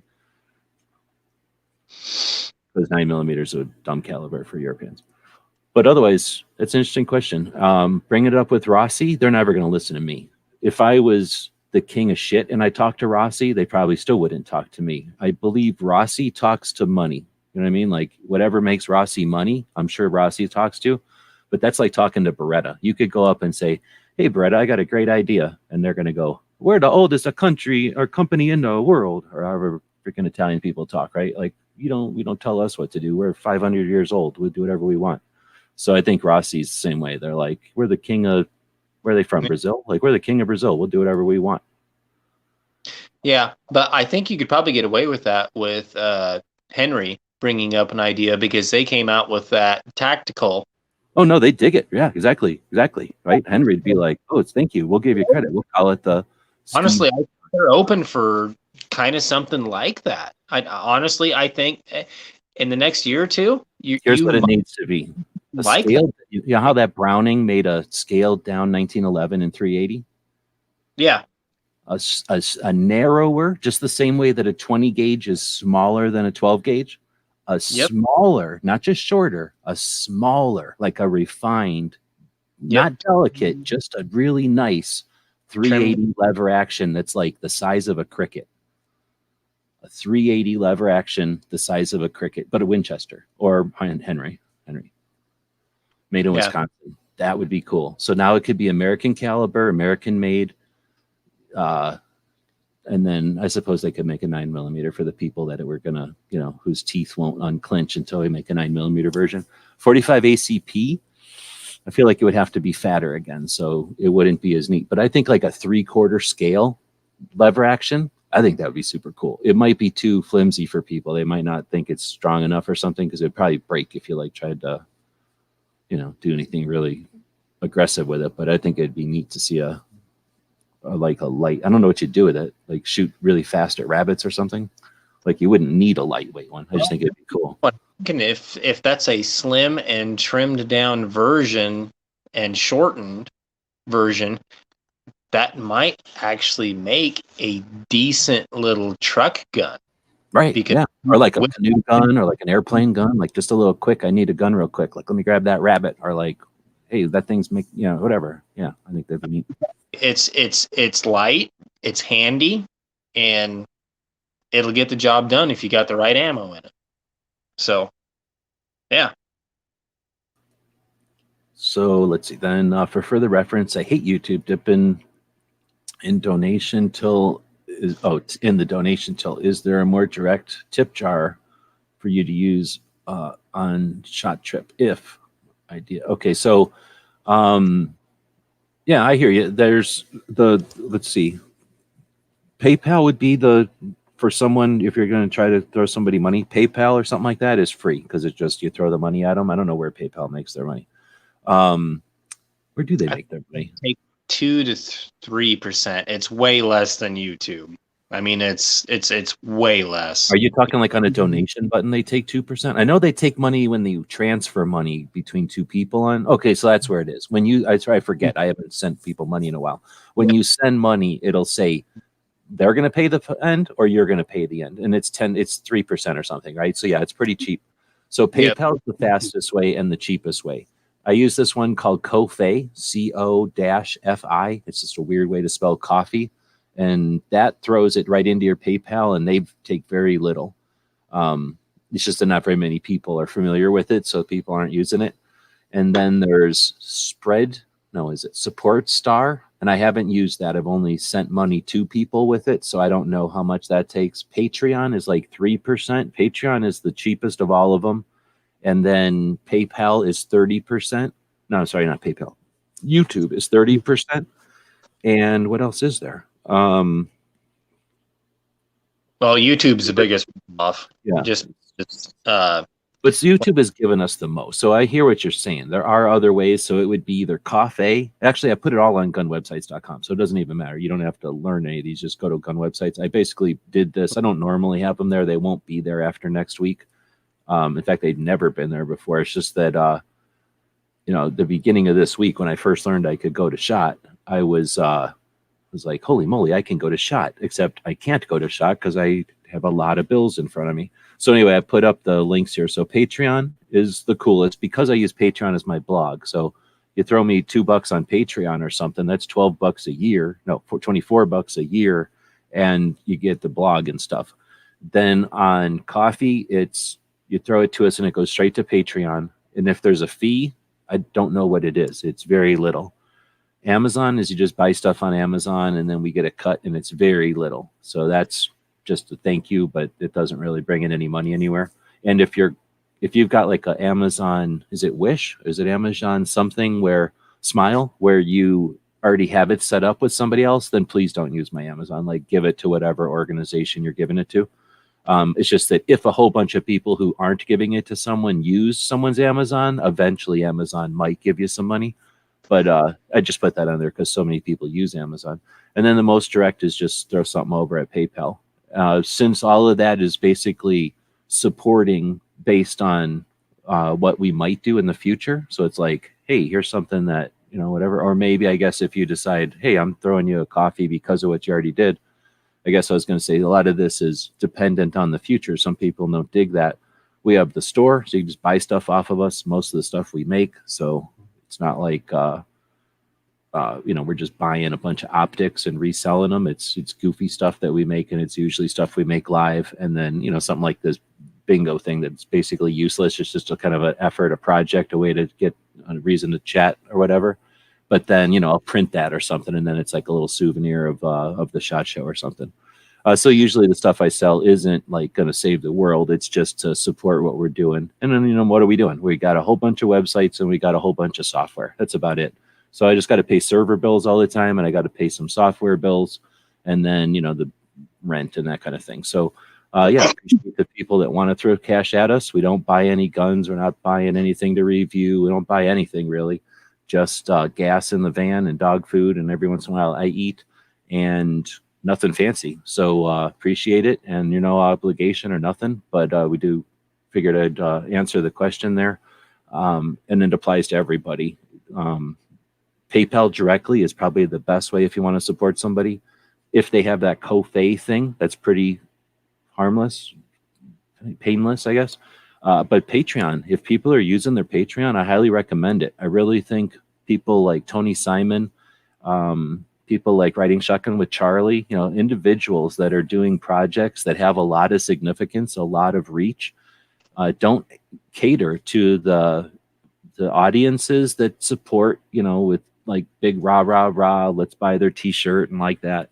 And they don't appeal to manufacturers. So they're just never going to get or they haven't, historically gotten the support. So supporting people like that directly encourages them. It allows them to do stuff. But think of the future. Once we all figure out that we can support each other, if 1,000 people cared about each other and gave each other $5, that's $5,000 a month shifting around.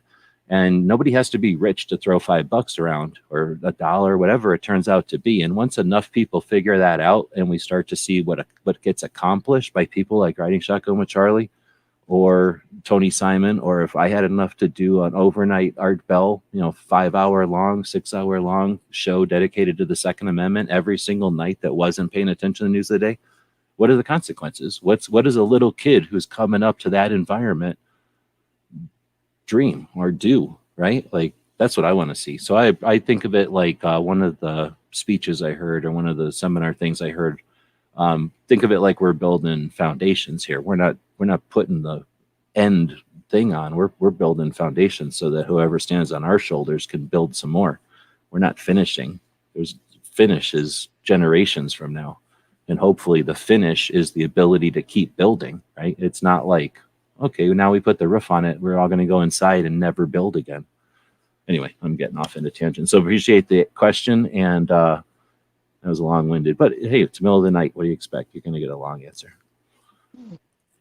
It doesn't matter. I mean, I don't mind. Like I say, every month there's bills. So even if the super chats show up next month, there'll definitely be bills to chop it up or chomp them down. So I do appreciate it. Let's see. They do, and here she is. Ivor Johnson Derringer. So that means I can go to an actual page. I don't even know if I have this one open, do I? Now I do.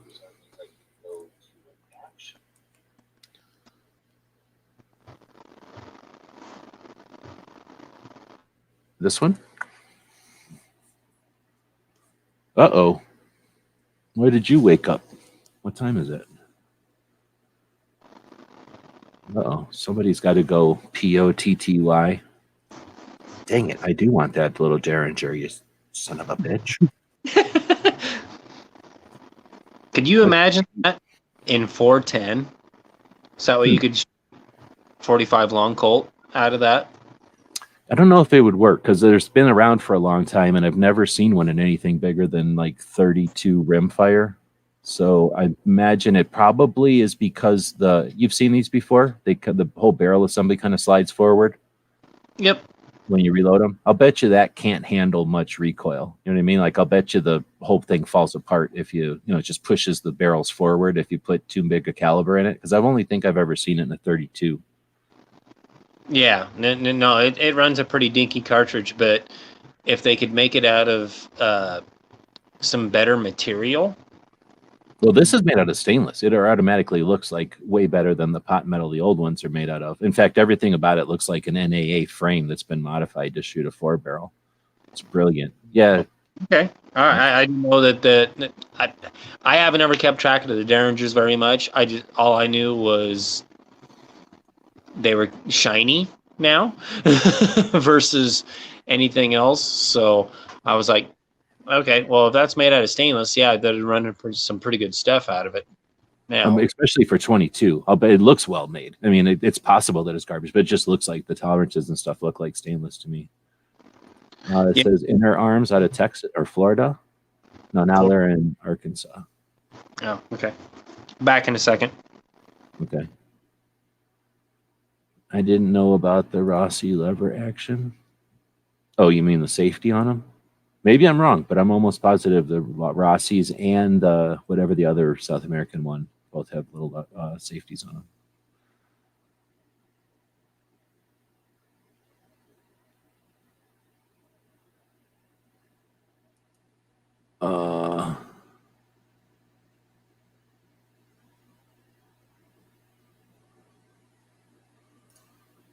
Are you able to purchase anything and take it with you? No, because it's there's some kind of a law against selling stuff at a convention in Vegas or in Nevada or something like that. So there are some of the booths or the display, the I guess you call them booths. Some of the setups from the companies are designed to go around all year long to different shows. So because of that, you can tell that some of them are set up to sell, but they can't sell at SHOT Show. Others are set up to offer things for gun shops, so they look like they got stuff for sale, but because it's all the point of purchase displays that would be at a gun shop, they're demonstrating what it would look like in your gun shop. Therefore, it looks kind of like a gun shop because it looks exactly like a gun shop because it is all the stuff that would be point of sale displays at a gun shop. So from that extent, you can probably see pictures of things at SHOT Show that look like things are for sale, but that's because they're showing you examples of the marketing of how to sell the thing or how to sell this. They're selling like the stand or the display rack, and then you buy the thing somewhere else. It's just that, if you're selling knives or something and they don't come with a Benchmade display rack, you got to buy a display rack somewhere. So somewhere else in SHOT Show, they're selling knife display racks. And if you just look at a raw picture of that booth, you might think, oh, they're selling knives. But really, they're selling the racks and nothing's for sale. So is there anything for sale? Technically, yes. But in reality, you'd say no. The things that are for sale are like, shit, extra, is there anything for sale? There's nothing ever for sale. There's things that are given away. There's like patches and keychains and stickers and things, and depending on the company. But let's say you're a gun shop, or maybe let's say you're 8 gun shops. You represent 8 gun shops. You're the purchaser for a chain of 8 gun shops. You go to SHOT and you're looking at some backpack or some manufacturer's product line, and you go, I might carry this one, but I could carry this other garbage that's rips off U.S. designers and makes their shit in third world countries with slave labor, and I could save a dime per item and make 5 cents profit. So they'll say, oh, no, here, buy your stuff from our garbage company instead, and we'll give you a free backpack. So you'll see people walking around with stuff, but they didn't buy it. They were using it to butter them up or something. And I'm sure the people who have 8 gun shops or any number of circumstances, that's like their whole thing about walking around SHOT Show. How can I take this and leverage it against enough of them so I get the best deal, or I get the best price, or I get the best quantity, or I get the stuff first? Because that's another thing. I'm sure it's like, I'll pay you double as long as I get it before my competitor so that I can charge triple, right? That kind of stuff happens. So sometimes when they're buttering people up, you'll see that. And I'm sure that if I was a giant fancy YouTuber, there'd be a whole nother level of butter that I'm not used to, where they go, oh, wow, hey, so-and-so, we know who you are. Like, wear our boots or wear our pants. Like, take your pants off and put on our pants. Stuff like that probably happens all the time. Let me give you $500. And more like, give me $5,000 and put on our pants. I'll bet you that happened. I guarantee you that sentence has been said at SHOT Show. Yeah, just like any other market. Oh, yeah, exactly. Because that somewhere somebody was like, oh, you're that fancy race car driver, or you're the best horseback rider. You give you $5,000 to wear our jeans. Because that probably happened somewhere too, just not a SHOT Show. Right. Yeah. It's a marketing deal. It's it's capitalism at its finest. Well, and plus, here's the thing. Like, let's say that somebody was like Diana Mueller, right? Rock star of Second Amendment advocacy. And somebody's like, I wanted to give her $5,000 anyway. So it's like, hey, will you take some pants and $5,000? You know what I mean? Like, some people look at it like she got $5,000 to wear their pants. But in reality, they were jumping all over themselves to give her $5,000. and they gave her a pair of pants because that's why they made the $5,000. But if you don't wear the pants, who cares? You still have the $5,000 because of what you've accomplished, what you're doing for the rest of us, right? So there's that kind of situation too, where it's, yeah, there's some people that are like, oh, I'll wear whatever pants so-and-so's wearing. And other people are just like, damn, I'm proud she's wearing our pants. I gave her $5,000 too. Like, she's awesome. And that happens. Except sometimes it's not like Diana Mueller. Sometimes it's like, oh, that guy shoots guns fast, or wow, that guy can empty a revolver faster than some other guy, or 6 other people, or whatever. Let's see. So then DJ's been using the crock pot nonstop since the only one person doing the stuff in his home. So pressure cookers seem like craziness. Why is there a space between you and tuber? I don't know. Is he talking about on these other ones? I don't know. You must be. That's right. It happens. Pretty sure there's supposed to be a space between YouTuber, right? It's 2 words. Great motivation, conversation. Well, I'm psyched about SHOT Show. And can't leave right now, so I'm anxious to leave, and I can't. Let's see. Why are we using hashtags? Because it's the internet.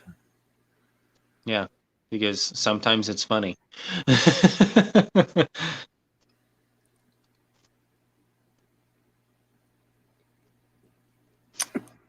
Go back and order from their distributors. Missing something. So a lot of different things are happening. You've got manufacturers at SHOT Show like Ruger or Smith & Wesson or Benchmade or somebody like that, and they'll have, a lot of conversations going on because they're there doing a lot of things. And then you'll have your suppliers, the people that give them stainless steel or wood or I don't know, whatever, all the different stuff they need, and the tools, and then other things, right? Skill sets and software, all different things you might need to make stuff. And then you've got the distributors, people who, once you've made a bunch of stuff, you don't have the facilities yet to distribute it to the individual end user. So there's all these middlemen, and then stores. So usually it goes manufacturer, middleman, store, and then something on top, the extra layer of all of us marketing people that try to fill in all the gaps or be the oil or whatever. So it's hard to say they're not, nothing is just, that's all I guess I'm saying. It's definitely a lot of orders. For the most part, SHOT Show is to facilitate orders between manufacturers, middlemen, and in gun shops.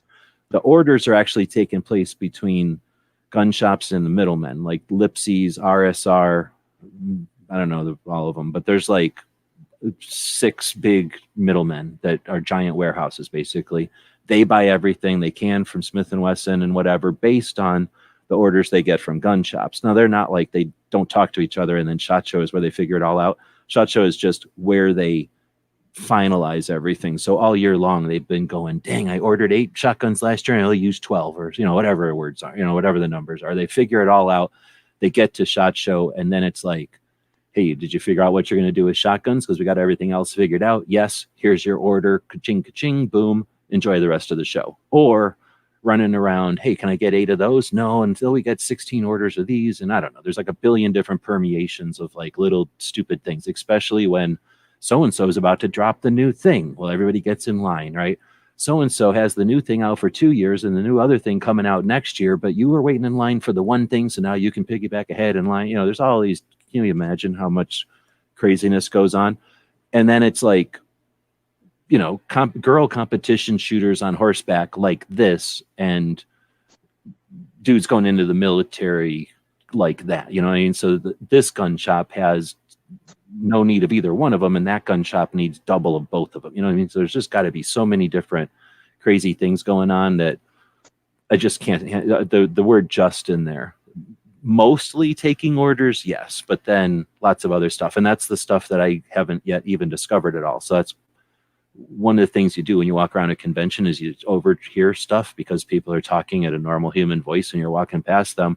So, I actually last year, the last time we had a SHOT Show, walked around with my recorder for all the folks that listen better than me, let's say. And I was going to just post random 10, 15 minute whatever that would be called, because I'm not like listening to enough of a conversation, I hope, to actually hear any secrets or anything anybody would be concerned about, but just to get an idea of what it's like to walk down an aisle, because it's such a crazy amount of people. The conversations go in and out of, just all over the place. So just paying attention to that, I can't say there's just so much happening at SHOT. Oh, you know how many deals and stuff that have got to go between booths and stuff like that? Just saying like, okay, well, I'm out of this. Can you float me that? Or, just, what I'm talking about. There's got to be so many deals being cooked up and redistributed through that place that it's just mind blowing on all the quick hustles and everything that are going on through there. Yeah. And I mean, yeah. And then like the stories, the rumors, the speculations, right? The gossips, and which all, like, is it true there's going to be a short barrel something or another? And somebody overhears that and goes, there's going to be a short barrel. Oh my goodness. Can you imagine like all the, what's that called, that game where three people tell the thing and the fourth person hears a completely different story? Like all the fake news or whatever that gets kind of overheard, they thought, and actions and people. Oh my goodness. Yeah. It's just so fun. That's what's so neat about it. And then, everybody thinks, oh, everybody's there for 4 days. Like, no, hardly anybody's there for 4 days. Like the media, we tend to go there for 4 days because basically it's free. And like, if you're going to go, you might as well stick around for a while. But a lot of people who are there because they have to, don't like it, and are there on their own dime. Like they're paying a lot of money to be there. It's, that can be daunting. Like I'm going to get my work done and get out of there because it's costing me money. Like my shop isn't open while I'm here buying stuff that I don't have the money to buy, right? Like that's got to be a bad situation for some folks. So a lot of folks are just there for hours. I know one of the biggest Second Amendment advocates, period, is only going to be there for 1 day. She's showing up for 1 day. And well, for lots of reasons, but you know what I mean? Like, yeah, that's a lot of stuff that has to take place in 8 hours, basically, of the shop being open. Yeah, I mean, well, that's just cutting into their margins and everything, especially all of those Second Amendment groups and stuff. I mean, that's hard to do, especially when you're a nonprofit and everything, having to go through all that.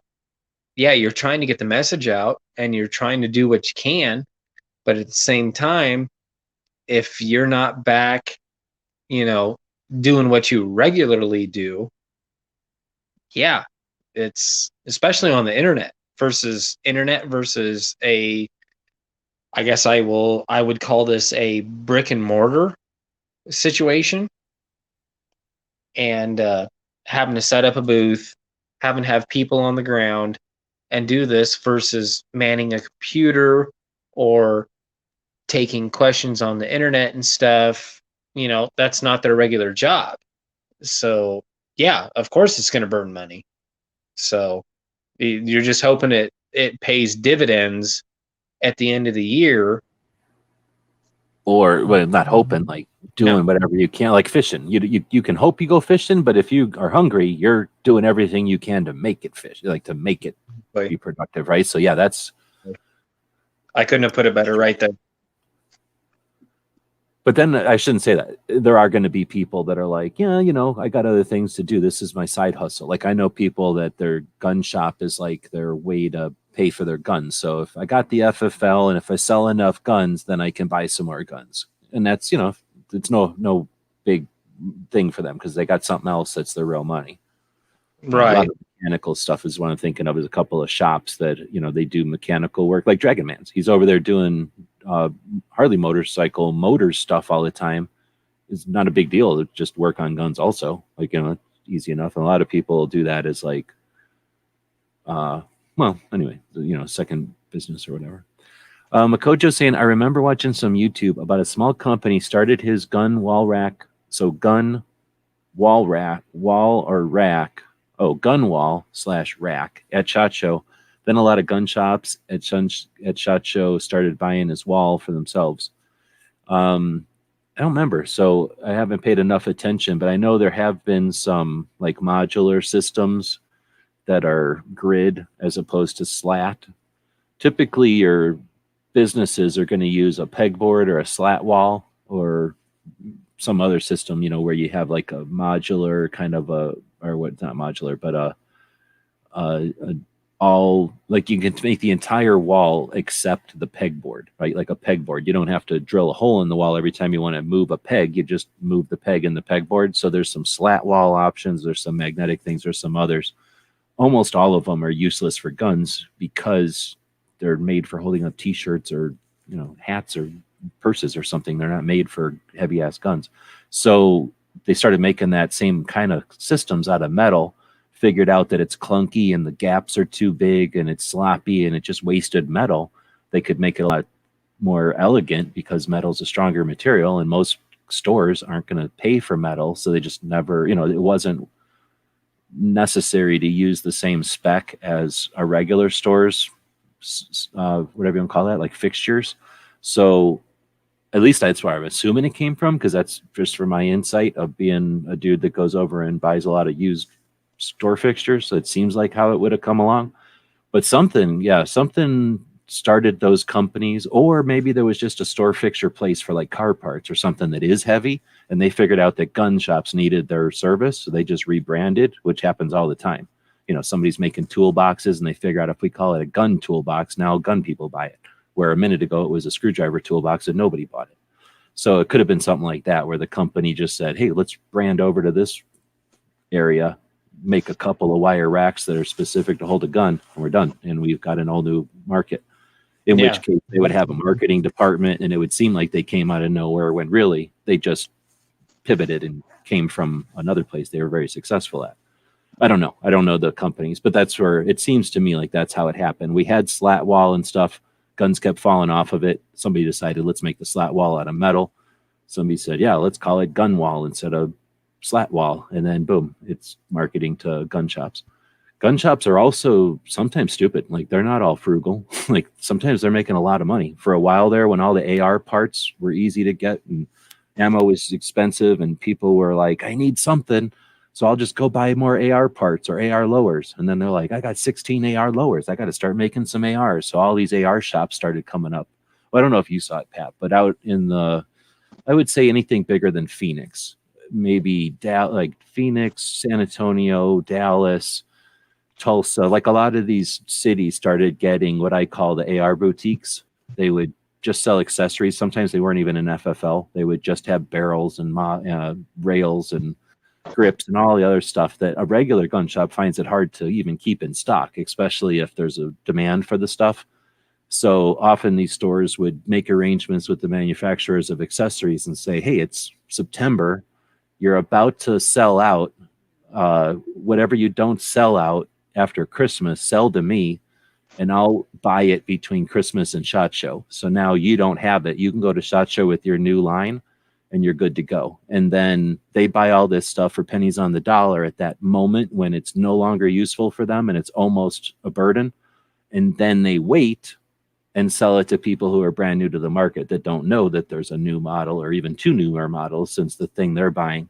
And then they buy it at full price and they're happy because they had all these lowers. And it's anyway, that kind of stuff happens. And I bet you those stores were more than happy to buy that wall because it makes your store look fancy and sharp compared to the old dingy gun shop who's barely making it, because they're paying taxes and dealing with all the regulation and doing transfers. And you're over there just selling off old stock and making bank, making hundreds of dollars out of 10. So you want to make an image of a nice clean shop. I'm not persecuting every shop that has that stuff. I'm just saying that seems like about 16, somewhere around there, 15, 16. There was just like an abundance of those AR shops. Are they still in existence? The ones I know of, like 2, maybe, are still in existence. Most of them came and went with the demand and the subsequent almost lack of demand. Anyway, that's a long ass answer to that metal shelving stuff. I've always liked it, but I'm skeptical. If a shop can afford to put up something that costs 4 times more than what every other shop has, what do you think? They're like making great deals on guns? You know? Yeah, boy, they better be moving a hell of a lot of product. Yeah, exactly. If they got enough time to make it look pretty in the store, like what are they really there for? You know, are they store designers or are they selling guns? I'm skeptical when a store looks too fancy. They're either brand new to the whole thing or they're making way too much money and they're flaunting it. If they're Yeah. selling to doctors and dentists, that's a different thing. Like if you go to a shop that knows what's going on and they're selling to doctors and dentists and you're their friend, well, that's different. But if you're the doctor or dentist, you're paying for the walls. You're paying for the lighting and all the rest of the stuff. But on the other hand, those doctors and dentists dig that. They like that. That's why they go to that store. So it's capitalism. You know, some stores like to, or some people expect that kind of stuff when they walk into a store. In a well-to-do neighborhood or something like that, yeah, that's where all the upper class, like lawyers and doctors and dentists and stuff like that, that's where they're going to go. They're going to go to the nicer, cleaner, neater place and pay that high price for all that stuff. Now, for the rest of us, like me, you, and everybody else that we know, we're going to go to our local gun shop or we're going to go online and go get our stuff the regular way or through like Sportsman's Warehouse or wherever, and we're going to go get the same gun for $200 to $300 less, and like that's off the pegboard or off just a shelf or whatever. Exactly. Bringing it back around, we're getting it off the pegboard.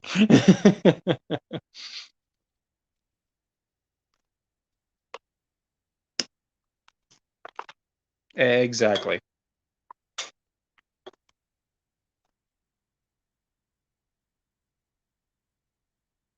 All right, now they're talking about, I don't know what they're talking about. I don't mind the dingy shops as long as the staff is friendly and knowledgeable. Sometimes found issues at some of those places when I was younger. A lot older guys just assumed the young dude didn't have money to spend. Now that's a whole nother thing. So back in the day, depends on how far back your day is, but okay, so like a dinky gun shop or like a dingy, that's probably the word, dingy gun shop. 100%. Almost all the gun shops that are gross are awesome. Period. You just got to go there when the guy's in the right mood or the chick's in the right mood. Sometimes it's an old lady that runs it. Sometimes found issues that places that when I was younger, a lot of older guys. Okay, so that's the thing. When I was younger, same exact thing, except that I didn't care because I knew more than them. You know what I mean? Like I did, because most of the time they were just used to whatever their lane was, and I knew that, you know, I didn't care. Like I wasn't worried about it, but I totally know what you mean. Like they'll almost always blow you off, but you have to be in the right frame of mind to be able to be blown off, right? Like a kid who knows what's going on comes in and acts like an adult, and they just treat them like an adult. Like you may not realize it, but you just don't know when you're a little kid that you can have an adult conversation with people. They're just not default to have adult conversations with kids, right? But they will, like they're totally able to, or at least back in the day. I don't know if it's like anymore, but I don't know if you had to deal with this or not ever. But a lot of times, see, my problem is I would go into a gun shop with my dad, so they knew me. You know what I mean? It's not like they thought I was a genius. It's just that they knew they knew who I was. So I wasn't walking into a gun shop as like a random kid or whatever. What I'll bet you it would have happened to me is just being young, right? So I get you. However, I was going to say nowadays, is that even a thing? Because nowadays the kids know so much more. Like back in the day, kids were stupid because we were allowed to be stupid. You couldn't just go anywhere and figure stuff out. Like there was no internet. There was no library you could go to that would tell you about guns. The only way you could learn about guns was going out and learning about guns, like literally by asking questions to people, right? So I don't think you could be a really wise kid back then. Since you can be a wise kid now, like an actual genuine like kid that knows a lot more than you, people know that, and I don't think too many gun shops, what is that called? Like young splaining, or I don't know how to say, like, I don't know how to be offended as a youth, but you know what I mean? I don't think too many shops go around assuming youngsters are stupid these days, but I really don't know. I'm not young and I don't go to gun shops. As far as not having money to spend, I think that's universal. Kids almost never have money. So unless you live in like Dubai, I can't imagine anybody treats kids like they got money. Right. But I do know people that'll treat kids with, I don't want to call it respect, but like, be willing to accept that the kid knows stuff, especially nowadays. Like I say, I'm not going to assume somebody who walks up to me doesn't know shit. They could have just been, they could be experts for all I know. And you literally could be an expert on anything with the internet now. But I don't know. I guess somebody who doesn't think like that could easily still think kids are stupid. And I imagine a chunk of people think kids are stupid. Yeah. Well, I'll put it this way. Ever since the birth of the internet and being able to get the more information because of people like us and people that do gun reviews and stuff, what they like, what they don't like, how this ran, how it didn't run, and everything. Yeah, it's a lot. I would imagine it's a lot harder for those little gun shops and stuff to be like, oh, well, this is all you need, or something like this or that or the other thing.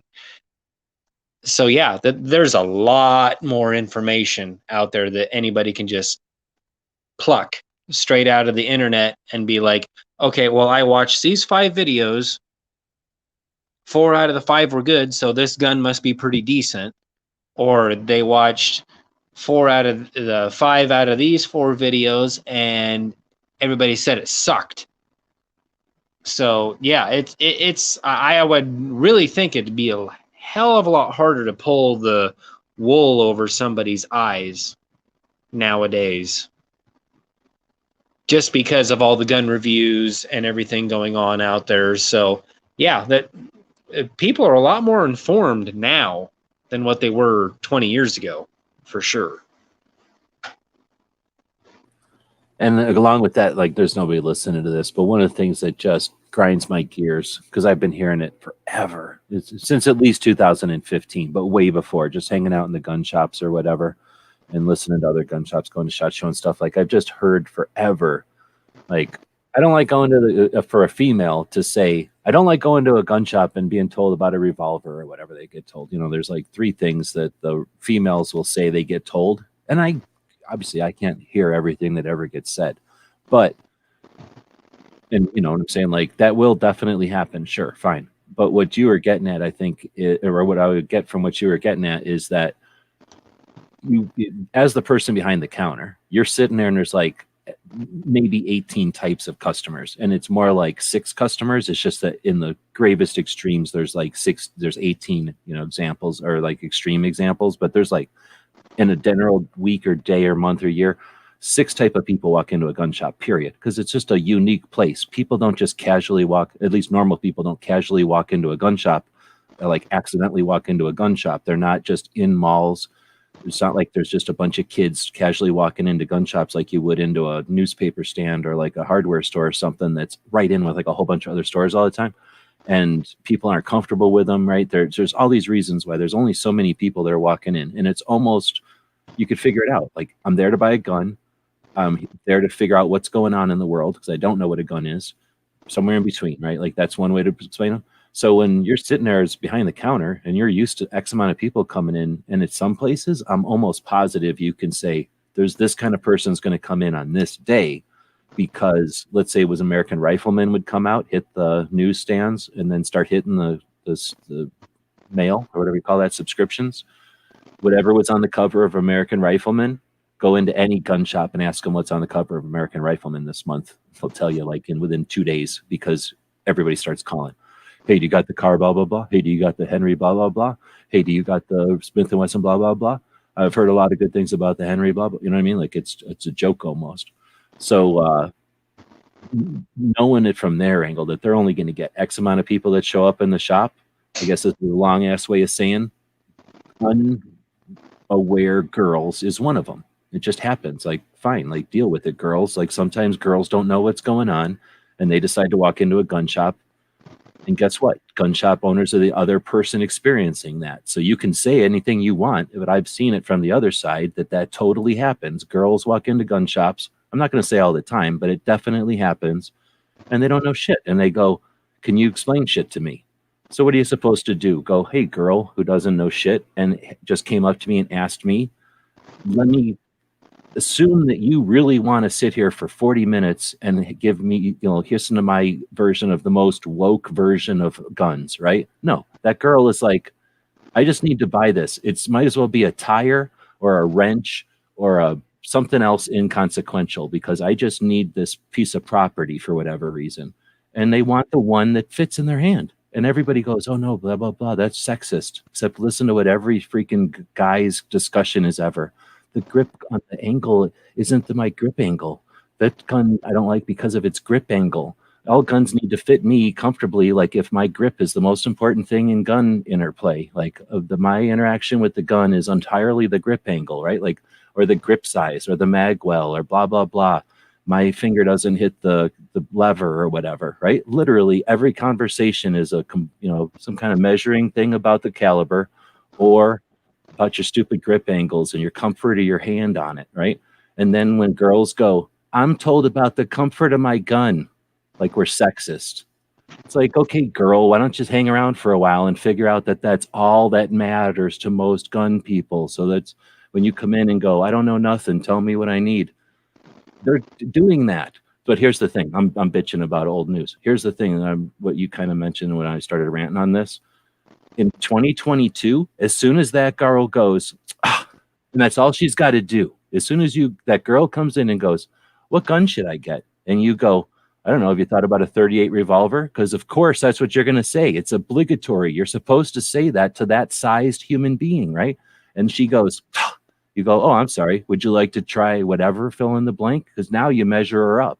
Because as soon as she went, she turned from, customer number 1 who doesn't know shit to customer number 15 or whatever it is, acts like they don't know shit, but actually has got told a bunch of shit. So now they're at this level, which is like, compared to the gun shop owner, medium. Like you've been told some stuff and you still don't know anything. You're completely inexperienced. However, right, you've got all these new parameters and the gun shop owner knows exactly who you are. He knows exactly how to get you the little M&P, blah, blah, blah, 9mm you've been told you want.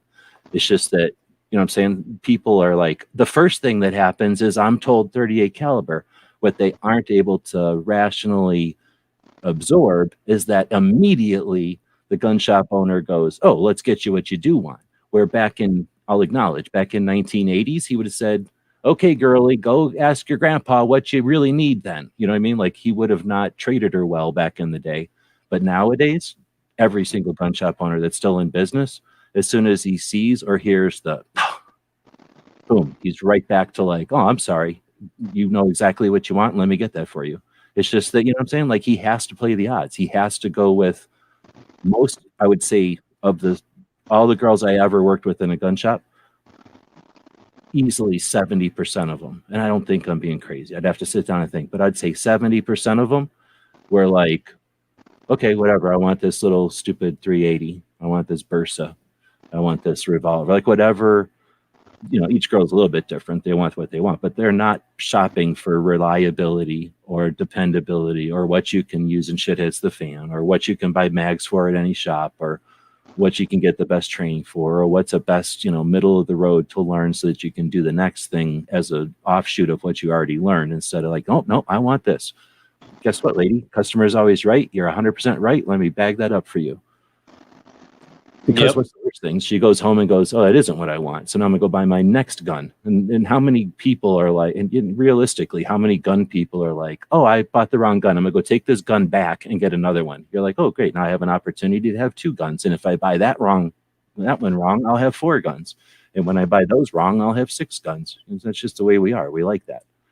So anyway, that was my rant on, yes, we definitely, what's that called? Like, stereotype, but in 2021 we immediately understand that there's this facet or this nuance, and as soon as we stereotype wrong, we're right back. I say we, but gun shop owners are right back into whatever's next because they're competent sellers, right? They're competent salespeople. But I don't know. I'd have to I'm sure people would debate me on it or complain because I'm wrong, but in the middle of the night, you're always right. No, I totally agree with you because one of the best things that I ever did when we went and picked up the new Ruger and the new Smith, I got lucky and there was a woman salesperson behind the desk where we picked up our guns at. And the best thing I ever did was shut the hell up. And she went between 4 guns. And thank God my wife is very sensible and fits things to her hand. And she didn't buy a pink gun. She just ran with what felt good to her. And she wound up picking the best one that fit her hand. She could shoot it. And so whether I got lucky or whatever, but yeah, she looked at 4 different guns. She thank God she didn't go in with any predisposition on what she wanted for caliber or anything else. She wound up picking up the gun that she liked. It felt good in her hands, and yeah, she can actually shoot better than I can with my Smith & Wesson. So, so apparently I got lucky. I'll put it that way. But one of the best things I ever did was just I shut the hell up, especially when there was another woman across the sales desk, and she was just like, "Okay, if you don't know what you want, here's a whole bunch right here," and she laid them all out on the counter, and there they were, and she picked them up, racked the slides, and that's one thing I did tell her before we went in and bought guns. I said, rack the slide, put it in your hand, make sure that you can rack the slide, make sure it's not something so stiff that, because my wife is fairly petite, so, she's not the strongest person in the world. And, yeah, she wound up coming out of that store with the gun that she wanted and that she can shoot confidently. So, and if you don't believe me, go watch the videos on my YouTube channel. So I guess I was one of the lucky ones. I usually would say you can tell the difference between somebody, just any, it doesn't matter what sex they are, but anybody who's novice versus somebody who's inexperienced but has shot before, right? So when somebody comes into the shop and they are tentative and they don't know how to hold it at all, you know what I mean? Like just start holding it awkwardly and stuff. Like at that point, it's like you're, what's the word? Like through body language or whatever, like, that person, I guess they could have opinions or whatever, but they're probably not going to have many opinions, or they're going to have questions more than opinions, I guess. But does that make sense? Like you're going to just tell right away, like, okay, this person, well, not just that they haven't shot before, but they're just, they're winging it. Like they're Yep. Yeah. They're kind of guessing or whatever.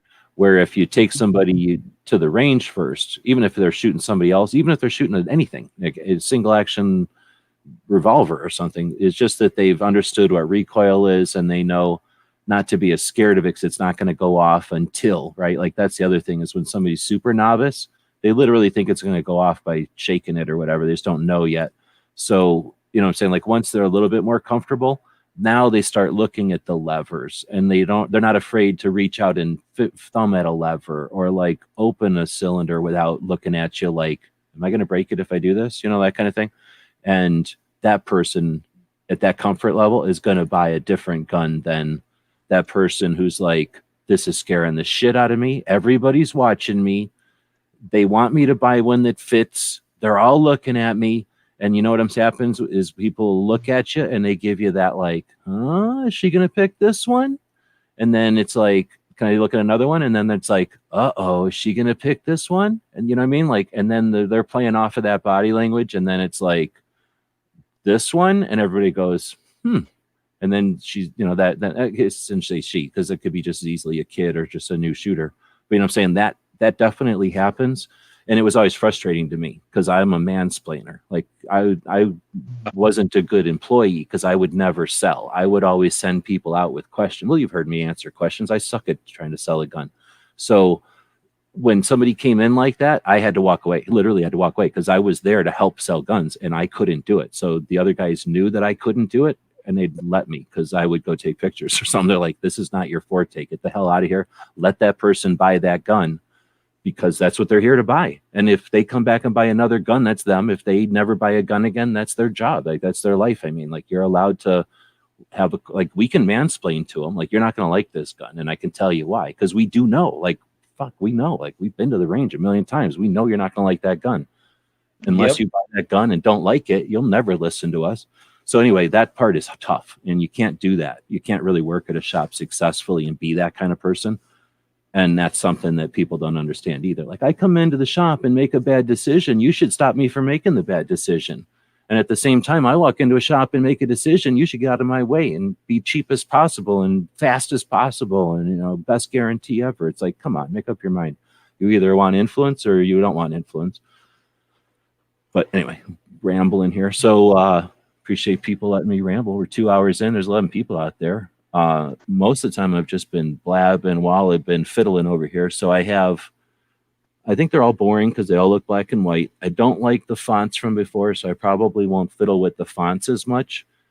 What about the colors? I guess the colors was really because I had a whole bunch of different ways to solve it or to win the game. And in this case, I don't think this year I'm too worried about playing the game with anyone. Change my mind if you want. There's 11 people out there. But I think what I'll just do is kind of color them up a little bit, maybe make them all orange or blue or something. But what I'm interested mostly in is the content of these items. So I'm going to read them off. I'm going to put a little asterisk as I get to ones that I don't really like. And then any of these that you feel should be replaced, I'm encouraging and asking for ideas for better options for these.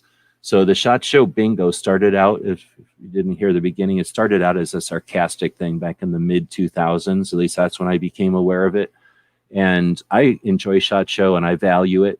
So I had no interest in participating in the like sarcastic, snarky, like butthurt version of the SHOT Show bingo that existed. So I'm not saying I invented it, but what I did do is start to make a decent version of SHOT Show bingo that could not necessarily be played, but hopefully would inspire people, give people ideas, and be pleasant, something that you can maybe enjoy while you're thinking about SHOT Show. And with all that being said, here's what we got. Attend an event, photograph something you never knew existed. That one's old. It's been, a lot of these have been on here since the beginning. I don't like that one. So that's one I'm getting an asterisk to. Meet a blogger. I'm going to give that one also an asterisk because I'm sick of bloggers already, but changed my mind.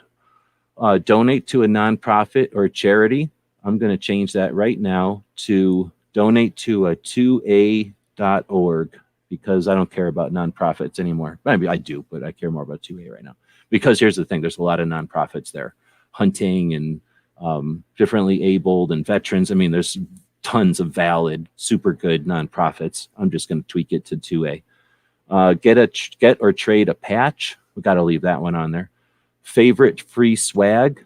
I don't mind if we change that. I'm not urgently changing that one, but if somebody has a better one there.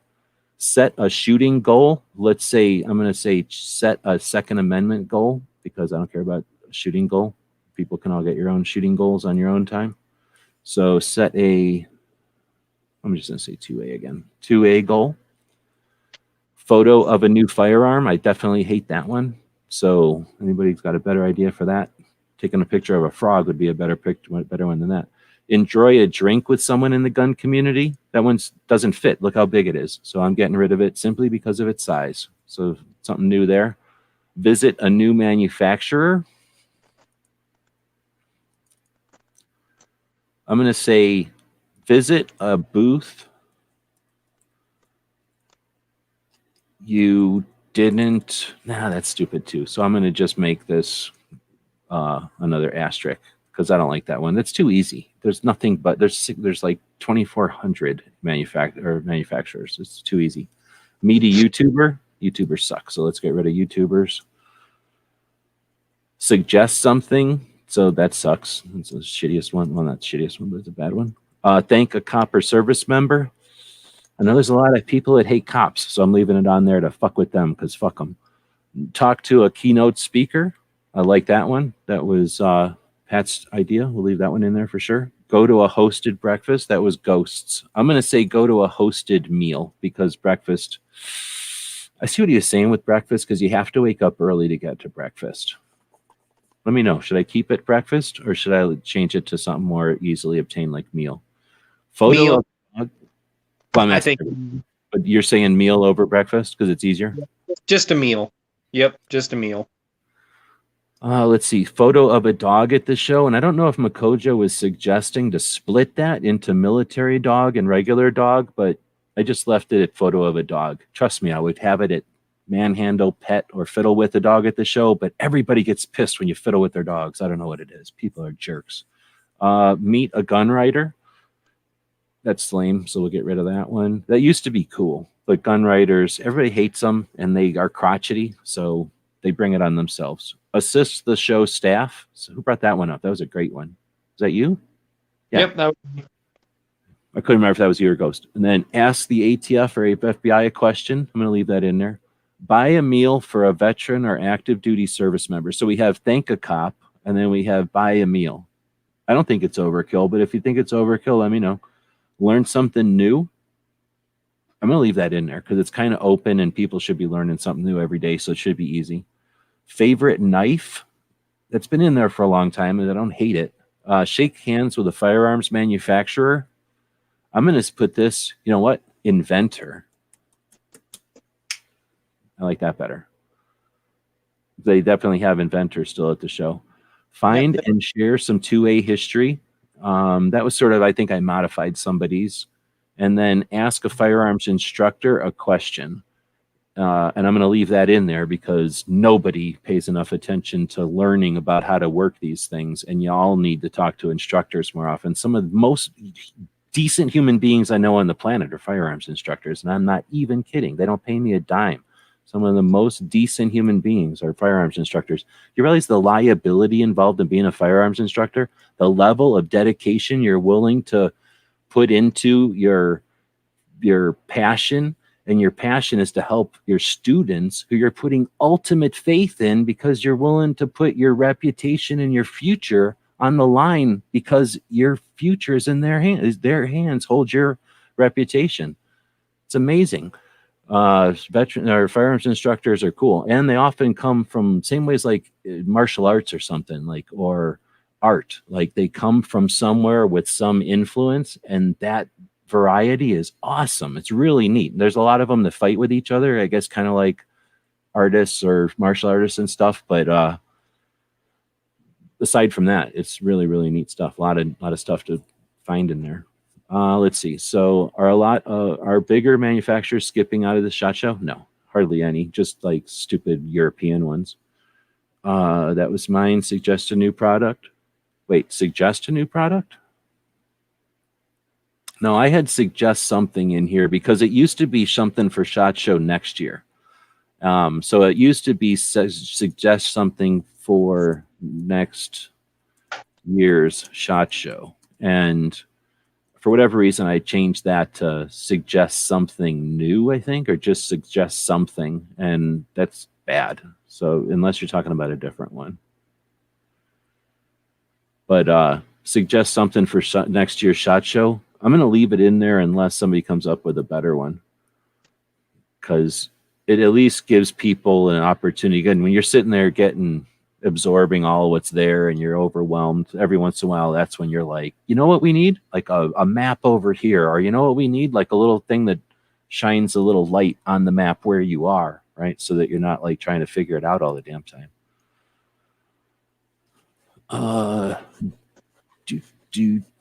Talking about pickle. Why are you talking about pickles out there?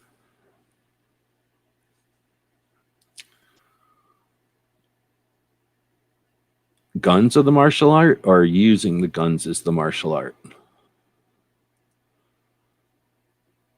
Oh, nobody's coming up with any new questions. What's up with that? So there's all these people. Nobody's got new questions. I got a new one. Okay. Instead of actually going and talking to the salesperson, go and talk to the actual craftsman. Go talk to the guy that actually knows the ins and outs of the fucking gun. Not the salesman, the guy that that they have a rep on hand that actually knows the specs and I got stuff. you. I put in here on this middle bottom one, shake hands with a firearms inventor. But I think that's what you're going to end up having to do because there's not enough Yep. businesses Got or whatever. It's usually one guy or like it's like a team, right? And if it's the team, they're not there. And if it's the one guy, he is there. And so I'm going to leave it like that because I think that's the same gist as what you're saying. Now, if Yeah. it was something like Nighthawk, that would be the booth where there is no inventor, but you will talk to the gunsmith. So I'm going to say it's interchangeable, but yeah, I think that's a good one though. Like the idea of like not talking to the face, but instead talk to the brain, right? Or the heart. Exactly. Talk to the guy that actually put the damn thing together, and where he might think there's problems down the road. He may not say that right at the show, but especially if it's something brand new, he may. Most people are honest and they'll be like, man, I wish this design was a little bit better, but this is the best we can come up with. We're hoping that, if we can sell a couple, we'll come up with a better way, or once we can pay for better metal, we'll do this. They're usually, if it's, I guess it kind of depends, but Right. depends on the personality of the person, I suppose. Right. At least maybe then they can do a rolling production change on it. And a lot of times that's part of it. It's sort of like a lot of things like, man, we'd like to be able to make this out of titanium, but we got to see if it flies first, and then we'll make it out of titanium. It'll sell even better. Teddy's saying using guns is a martial art, kind of. I think 100%. Just like, somebody can just wing it and try punching somebody, or somebody could learn how to really throw a punch, and then somebody can learn how to throw a punch and then practice throwing punches a lot. And then somebody can do all that and then teach other people. And then there's all the people that do all that and then compete with each other. And then there's the people that do all that and compete each other in front of people and all the rest. So yeah, I think that they're definitely a martial art. There's a difference between cowboy shooting and John Wick and everything in between. And yeah, that's the martial arts, right? And plus there's differences between like, I'm sure there's differences between the way like Europeans would shoot guns and then the way like people in India would shoot guns, right? Like there's got to just be different styles and theories or something. All of our guns kind of look the same, but we're shooting them different. Just look at cigarettes. People smoke cigarettes differently all over the place. So I think there's no way to say they're not a martial art. Really. They're just a weird one because it'd be like a martial art where everybody cared if they owned the sword and what their sword looked like and almost never practiced using the sword ever. But it would be that kind of martial art. Yep. Still got to practice with your weapon of choice to be proficient at it. Actually, that's totally off topic, but one of my favorite things from, is it Book of the Five Rings? I believe it's Book of the Five Rings and not Lord or Art of War, but I'm pretty sure it's Five Rings. But he says in there somewhere in the middle, I believe, that the warrior doesn't have a favorite weapon, and that can be taken like learn a sword and the nunchucks and brass knuckles and your fists, right? Like, or it could be pick up any sword and use it instead of just this one particular one. If it's balanced just right, then I'm really good at it. But when it's not balanced just right, now I'm frustrated and I'm paying attention to how it's balanced and I'm getting killed. So to some extent, that aspect of the martial art, or that aspect of the concept of Art of War or the Five Rings, gun people can't deal with. Like, I don't understand gun people sometimes in their lack of consistency, because they'll be like, oh, this is the best gun for shit, it's the fan or whatever, and blah, blah, blah. All right, now drop it and pick up something else. Oh, no, but that's not the best. Well, here's, and the shit is the fan, you got to pick up whatever. So, like, be able to use a Rome, be able to use the high-end, 1911, be able to use a old something else. Like, you get too worried about it and you just love one, you're useless, because now when your one is taken away from you or runs out of gas, you're not good anymore. Yep, exactly.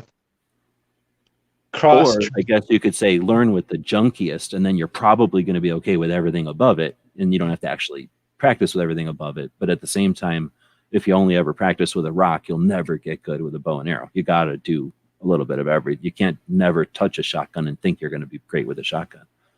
Yeah. Yep, there's definitely a reason why they put The firearms into three different categories: pistols, rifles, and shotguns. If you don't touch one of those every once in a while and practice with them, it's it's a skill that can go away. So you got to be able to practice every once in a while on them. So Okay, so sorry I went off on a tangent there, but I always like to go back to the Book of the Five Rings if I have a chance. So, photograph something you never knew existed. I might change this into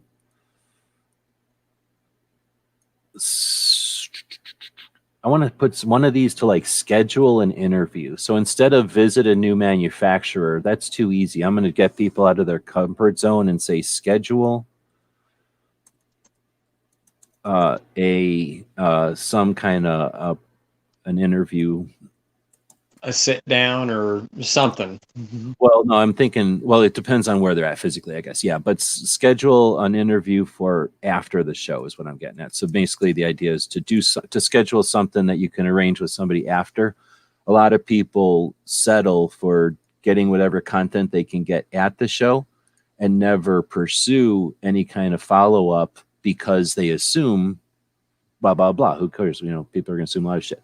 But because because people don't jump out there, they never realize there's that ongoing relationship that's possible with a meetup at SHOT Show. That it's not an instance; it could be potentially the beginning of. So hopefully that'll get people out of a comfort zone where they might not. We got enough mods out there. Do I have to keep looking? Is that this chat? I don't even know what chat I'm in. This is a different chat.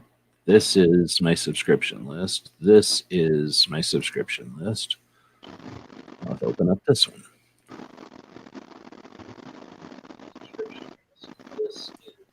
Okay, you got it. Thank you.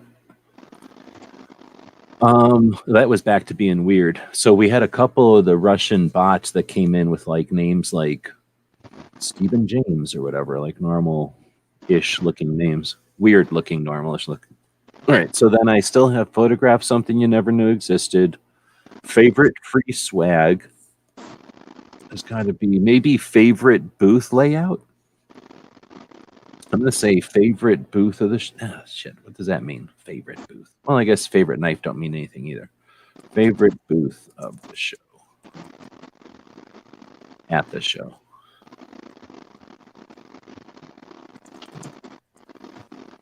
Just to give some credit to the people that come up with something interesting. Some of the booths are boring. Some of them been literally the same since 2005. I mean, like literally, and others, I don't know where they get the money. And that's one of those things like Gunbroker. Sometimes you're like, how much money is Gunbroker making? Like they had a race car and a boat and some other stuff there one time.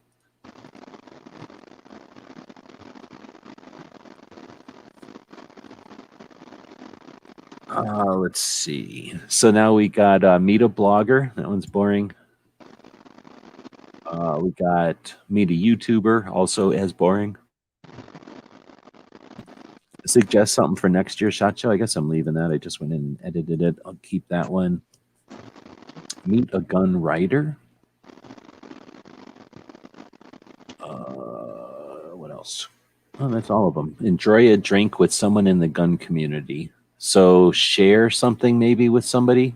How can we share something with somebody?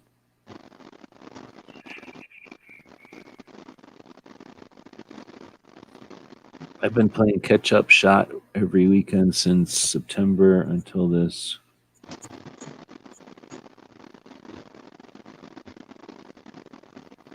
Oh, I see what you're saying. You've gone out shooting.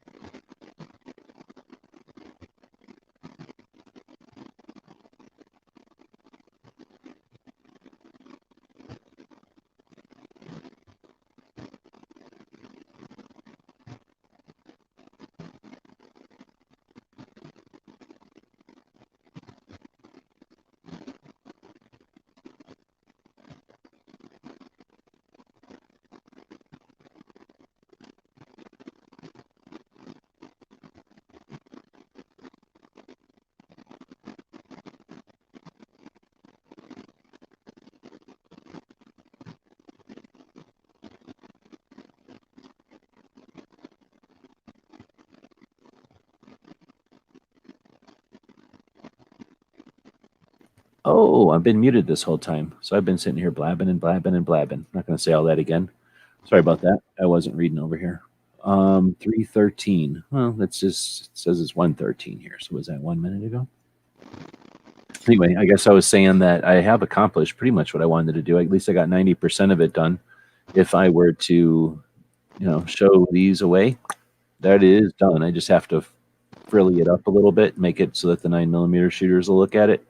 And then this is what I wanted to do. Look back at what I've done before and change it up a little bit, and then have this little concept to see how long I've been doing it, and then this version of it to have the new one. And I got most of it. And I guess I really don't actually need it until Tuesday, right?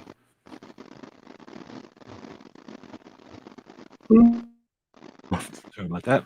So again, I'm trying to find new options for the ones that have asterisks. So the ones including photograph something you never knew existed, meet a blogger, photo of a new firearm. That's 2 photographs.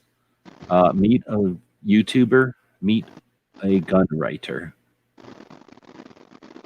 I need to get rid of those and replace them with something better or even better than that. So you've got 2 options. Come up with better options for these or even better options than that. What time is it? Holy moly, it's super late. All right, so with that, I forgot that I did this after everything. Poland for the flag identification. Oh, now we have to see a tiny Polish flag again? Come on. All right. They're definitely not listening to us. This is why we can't have an overnight 2A chat, because everybody gets distracted. And now I'm flipping the light switches on and off. I'm flipping the light switches on and off. Yeah, Makojo's on the East Coast. If he wasn't crazy, he'd be asleep right now. Oh shit, I got my camera on. What's going on here? Oh, you can't even see my camera.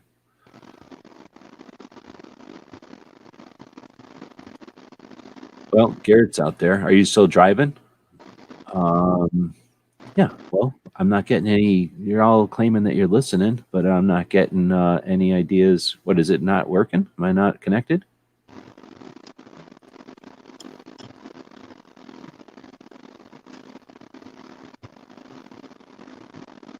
Oh, is this not working?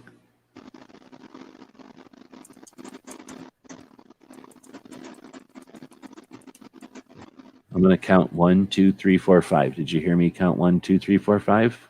You would have to answer with 4, 5, 6 or other numbers. That way I'll know that you're actually hearing what I'm saying. 5 by 5, that's not other numbers. That's 2 numbers and a letter. That could be anything. Yes, that's 3 letters. That could be anything. They're not even hearing.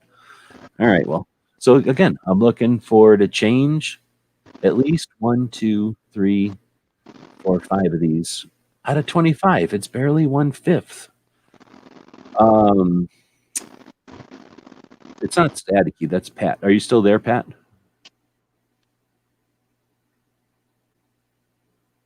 He just has no mute on. He's not really making noise. So any static you're hearing is just the lack of noise in his room or whatever.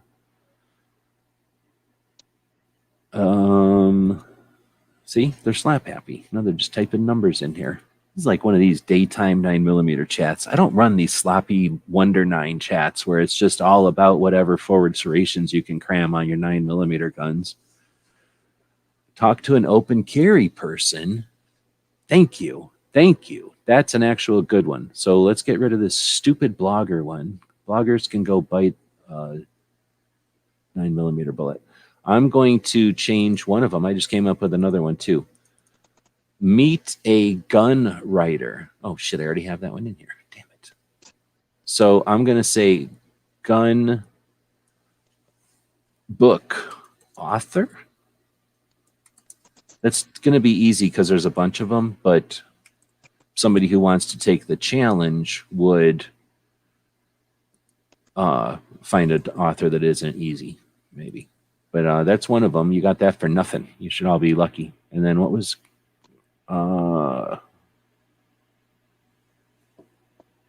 What was Makojo's? Oh no, that was Garrett's. Oh, here, let me take care of this then.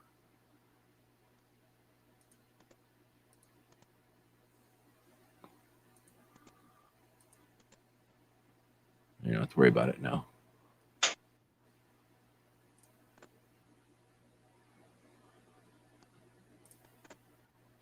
Meet a female gun company owner. That's kind of easy too, but I like where you're going.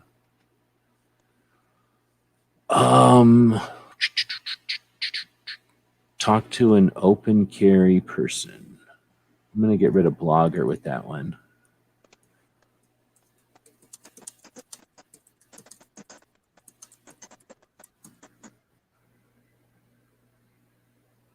Advocate person sounds weird. They don't like being called people. I mean, they technically are people, but they get all mad when you call them people.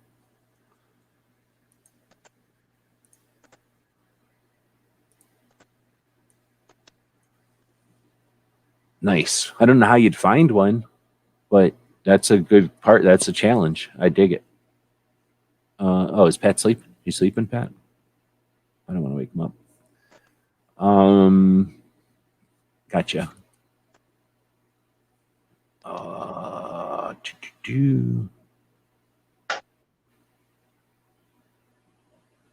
Best worst. I think I had swag in here before, and then I removed it.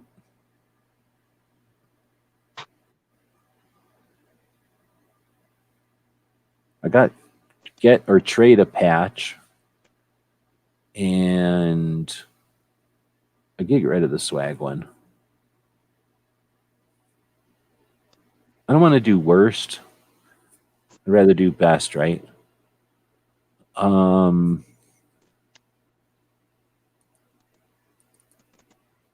Yeah, I guess that's almost like a free spot, but the idea isn't to win a game. It's just to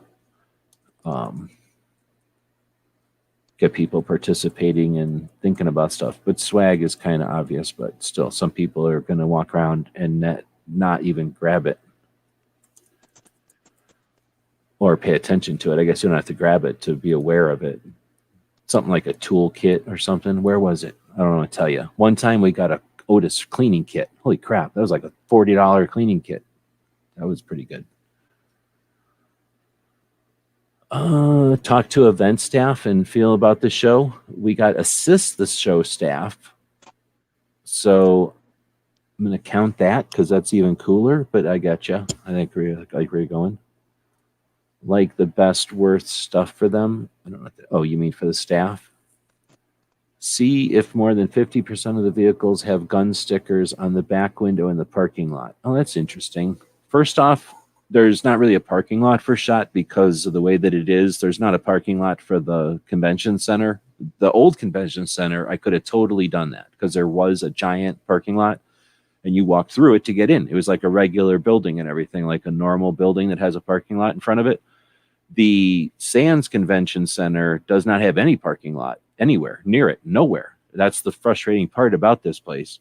There are parking lots that have nothing to do with it that are not that far away, but they have nothing to do with it. So there's what you got. You know, there are parking lots, but it isn't like the parking lots are full of gun show people.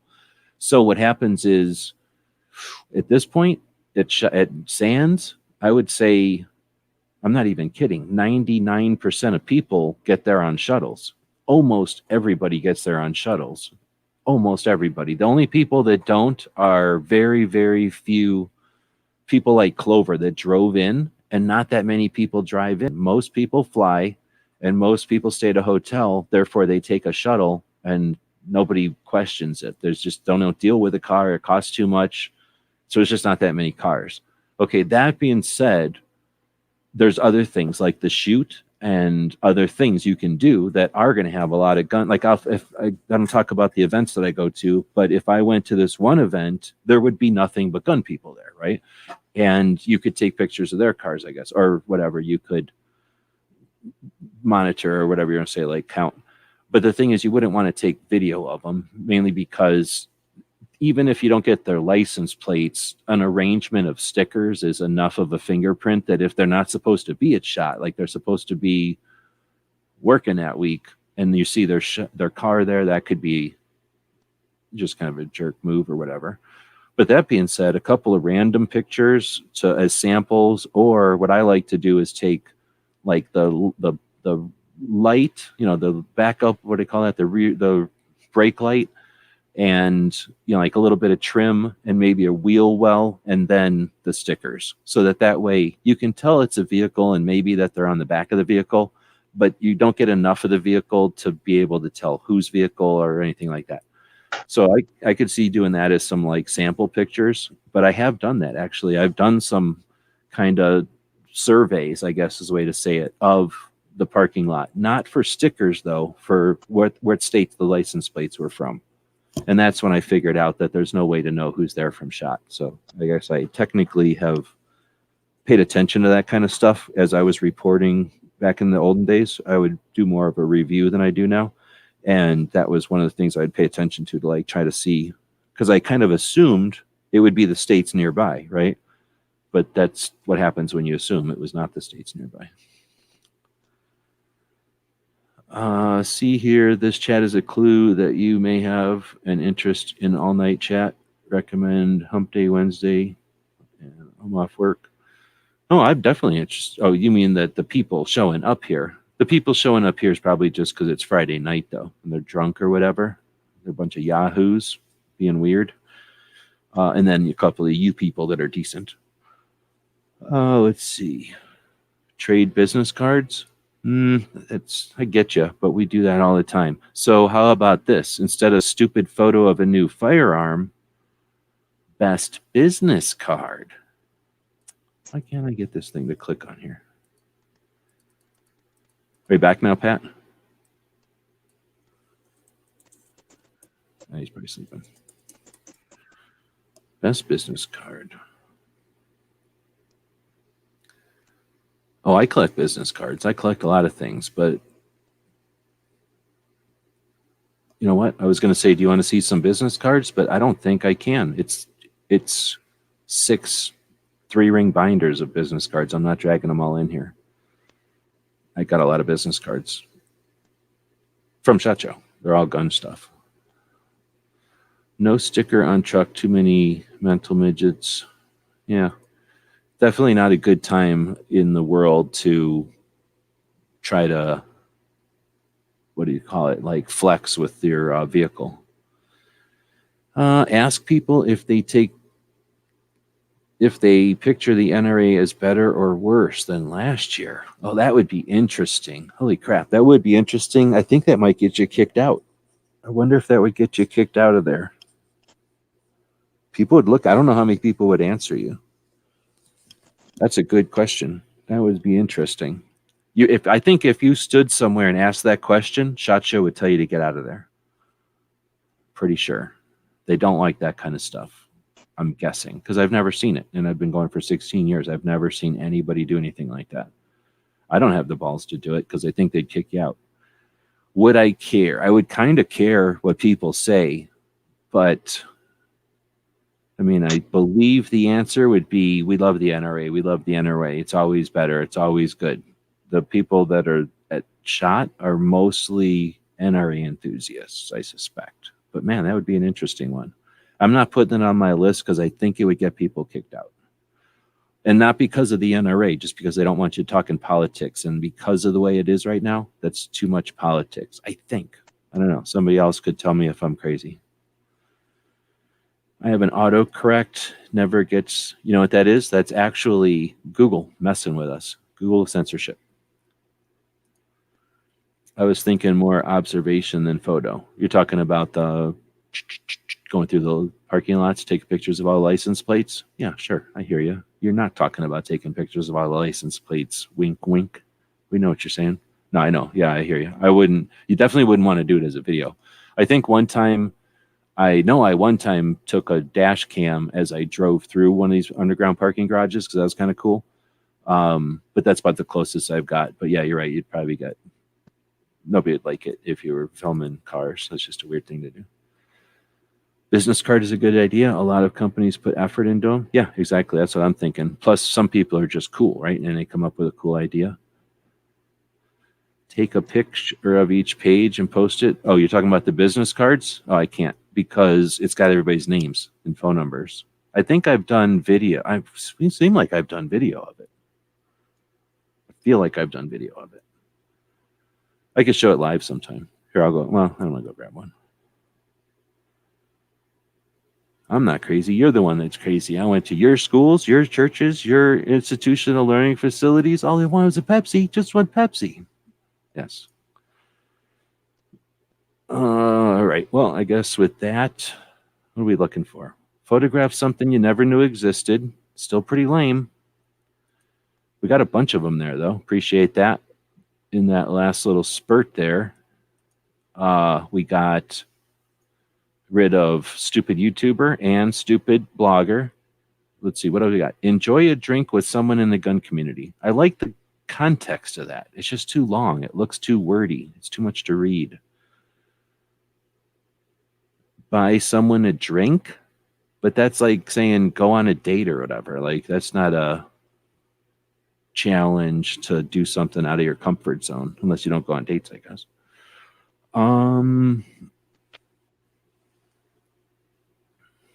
This wasn't in the description. Oh, I never put that in the description, but thanks. Actually, because when I start them at StreamYard, none of the boilerplate goes in there. When you start them at YouTube, it puts whatever boilerplate you have in your channel.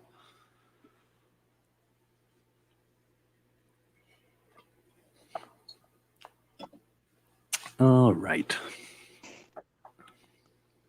Let me look at my list over here.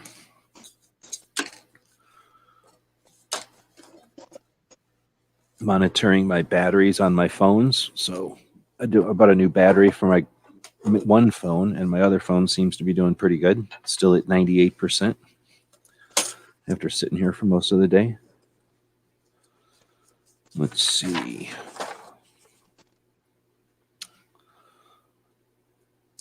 Actually, one of the things on my list, Makojo's talking about taking pages of the books. Nowadays, I bring empty pages, the like clear plastic pages that you put business cards into the 3-ring binder. I bring the empty pages with me and then immediately just put them straight into there. Like I used to bring them home in a rubber band or whatever and risk losing them and shit. Step on a crack or walk under a letter. What?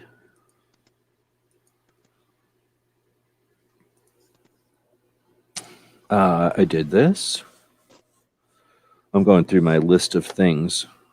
Oh man, I got so close to this. Turns out I can't do it, so I'm going to cross it off the list because I learned I can't do it without parts, and I'm not buying the parts. I didn't have to do this. I didn't do this. See, I've got things like check my spare tire on the van. It's up under. So that's one of those things I don't do on enough regular basis. I want to make sure I do it. I went out and didn't buy water. I want to get a bunch of water. Oh, I got that. Awesome. Take that off the list. Business cards for show. I think that meant round up all my business cards. I think I'm dangerously low on business cards. One year in Florida, we didn't bring any business cards. I don't remember if we forgot them or if we were just stupid. We didn't even have them. But then 3 of us were there. We needed 3 different business cards. And then one dude was doing 2 things. So we needed 4 business cards, I think. And then I might have done 5.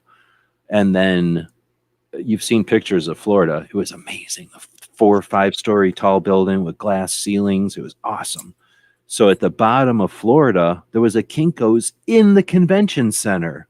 In the convention center at SHOT Show. Walked into a room and bought 5 things of 100 business cards or whatever it was in SHOT Show. That's the kind of service you get in Florida because they care and they know what business is all about. Cost a lot of money, but I got it at SHOT Show. I literally went down there on one day. The next morning, we had our business cards. So I definitely have forgotten business cards before. Luckily, it was in Florida, the state that cares about business. And they also screwed us out of a rental car, so fuck Florida. Let's see. This I kind of did. This I'm not going to get to. Shot Show Bingo. Do I cross it off? No, I'm kind of doing it. Can't cross it off yet. I spent an entire day doing this thing, and then it turns out I wasted the entire day doing it. But sometimes you don't live and learn. You just live and then do the damn thing over again and waste another day eventually someday too, because you can't not do everything just because you failed. And what's this last thing? I cannot read it. Oh, I'm going to rip apart a weekly bullet. So I might rip apart the weekly bullet tomorrow morning, I guess, or maybe not do it. Oh, I guess I could do it in Vegas. But that last weekly bullet where Brooke Cheney was on, I'm ripping that apart into like 5 or 4 chunks, and then I'm going to repost those on Friday. Well, Fridays. Mm-hmm. And am I missing anything? We're going to have Ask Gun questions tomorrow. Maybe a traveling Ask Gun questions. Maybe not a traveling Ask Gun questions. And what was that other thing? I need to come up with I need to put in here questions for gun shops. Put that here. Oh, I should have put it over there. Because I want to print that out if I can, I think. And I'm not bringing a printer with me. All right. So, good auto tip for a road trip. Find someone. Oh, shit. Holy crap, dude. That's an awesome one. Find someone who drove farther than you. You know who's going to walk around acting like Big Shot? What's his face? Clover. He's going to act like he drove further than everybody. I'm getting rid of photographs, something you ever knew existed. Although that is kind of good. Now I kind of want to leave it there. Enjoy a drink. Set a 2A goal. Find someone who drove further.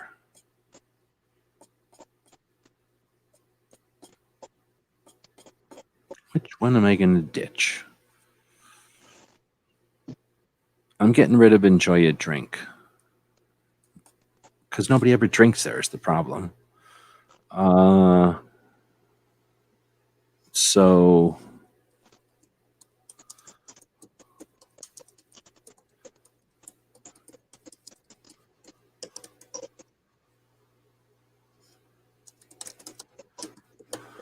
So it's not going to be hard for some people, and then it'll be really hard for some people. But I'm going to say traveled farther only because, not everybody drives, and then they start going, cars cost money and blah, blah, blah, and the environment and electricity or whatever they say.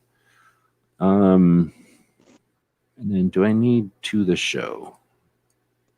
I guess so. But then drove is better because then it brings the whole car aspect, but I don't really care about bringing the whole car aspect. I'm going to leave traveled. And then if someone chooses to do travel, meaning cars, I guess we'll still count them. What else we got? The best thing about NRA.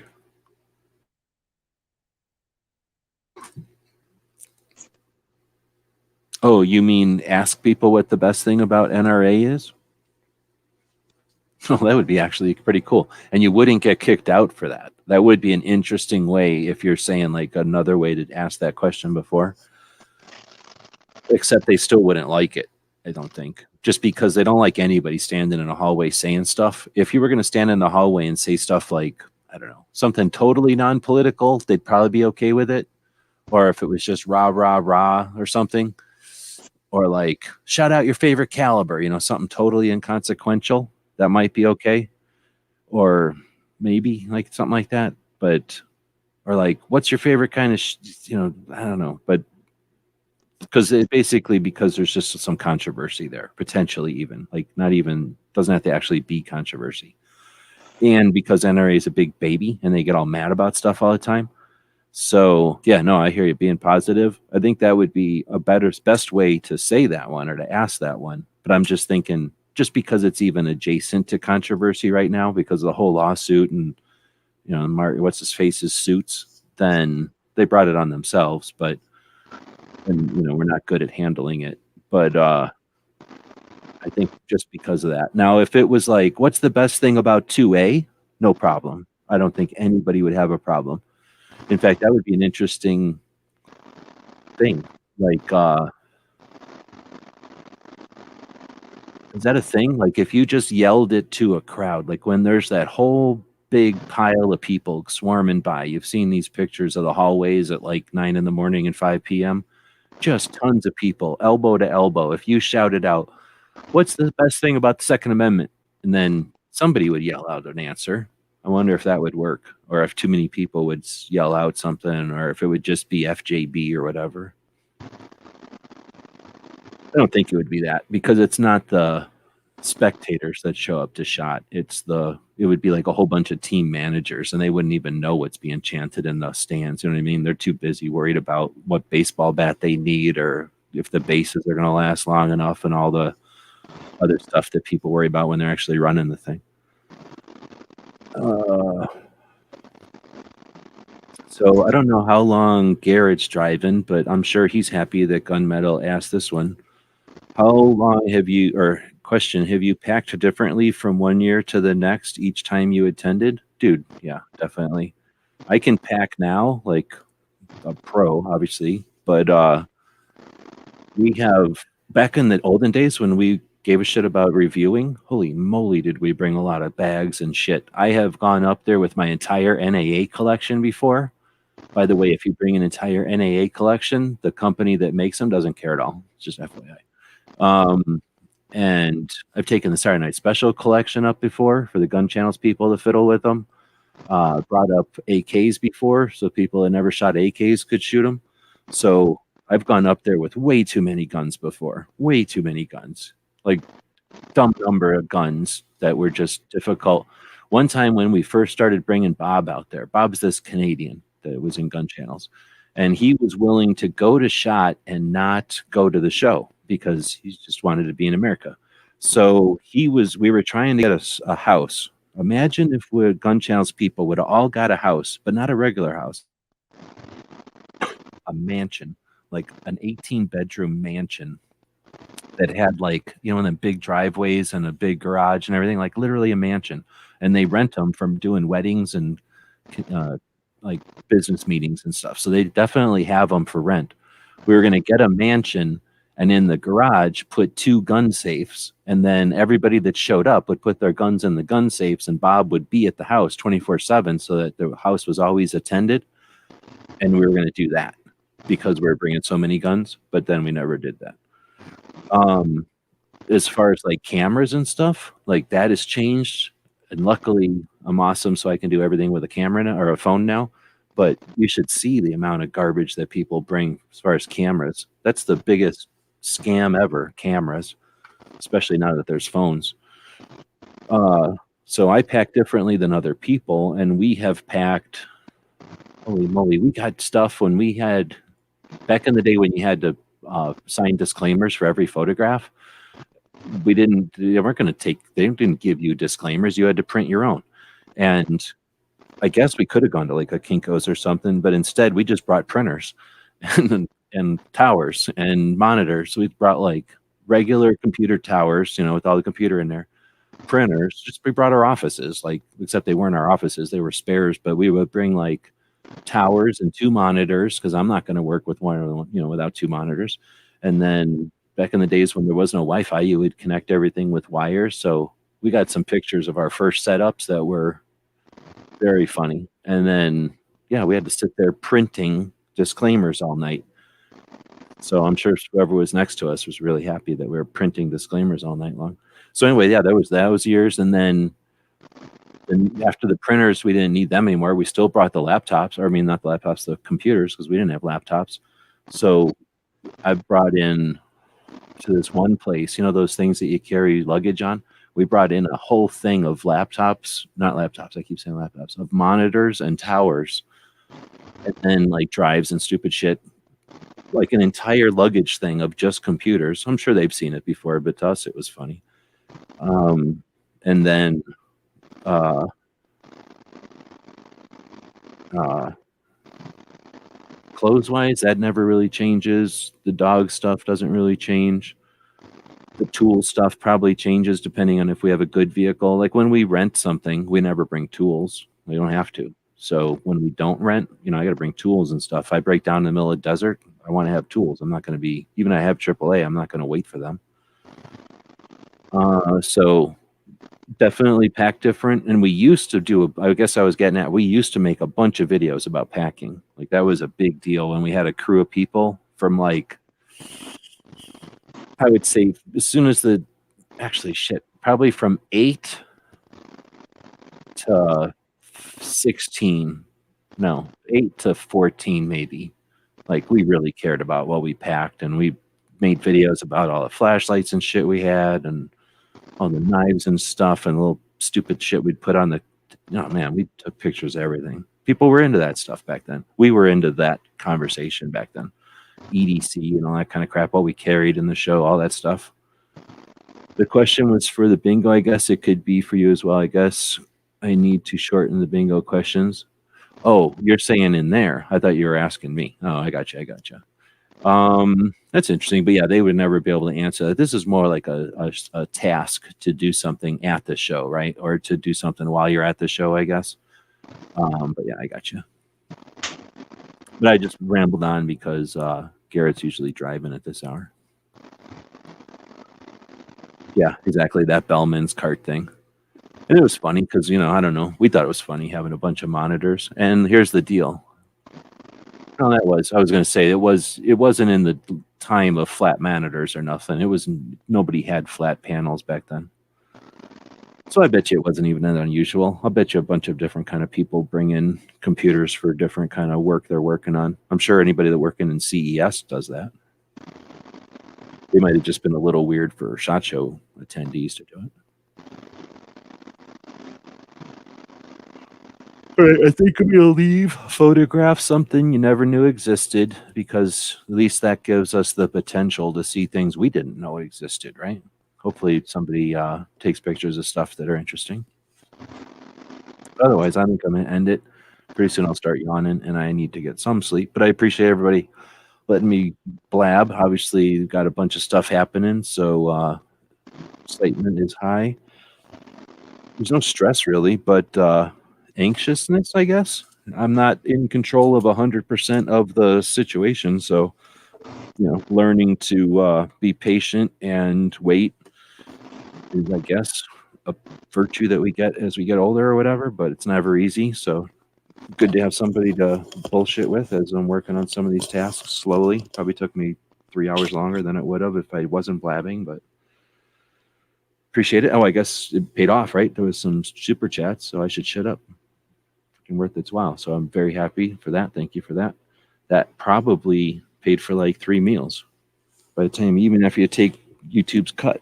I only go to like the vegan taco shops, so wonder if when Ghost goes to buy my food, if he's going to go eat vegan food with me, or if G23 knows he's buying vegan food. We're going to find out. That'll be fun. Anyone going on tomorrow morning? I bet you Travis is. He doesn't go to SHOT Show. And I don't know. Does Travis's show talk about SHOT Show? Or I'm not sure if they're the SHOT Show fans or not. All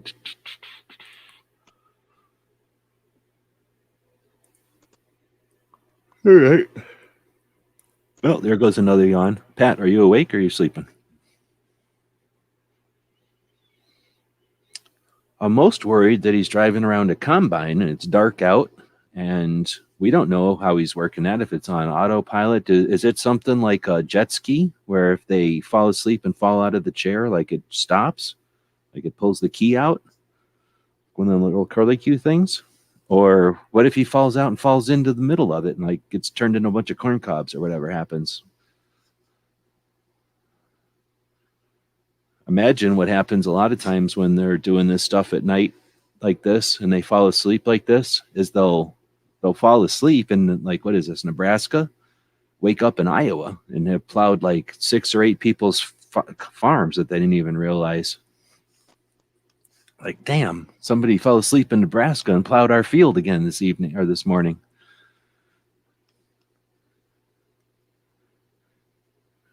Might get one of them feral hogs with his combine.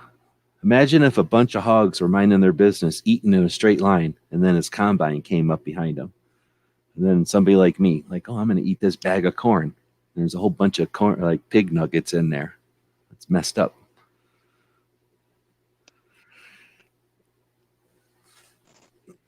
Anyway, so yeah, that'll be on tomorrow in the morning. I'll be doing the Ask God questions at some point, I imagine. I might go, I probably won't go live to finish this up. There was one other thing on my list that might be worth going live for, but maybe not. And then, like I say, I don't get to choose everything that's happening this weekend. So if some of the things that I don't have any choice in the matter of go my way or go in a good way, then things change and then things start moving again. All right. All right. Well, with that, we'll end it on Bacon getting smashed up in Pat's combine as he's sleeping and running through fields in Iowa all night long. So when you wake up in the morning and they say all kinds of craziness happened in Iowa, we all know what happened. You think he's hearing all this and now he's having some weird dream about combining through Iowa?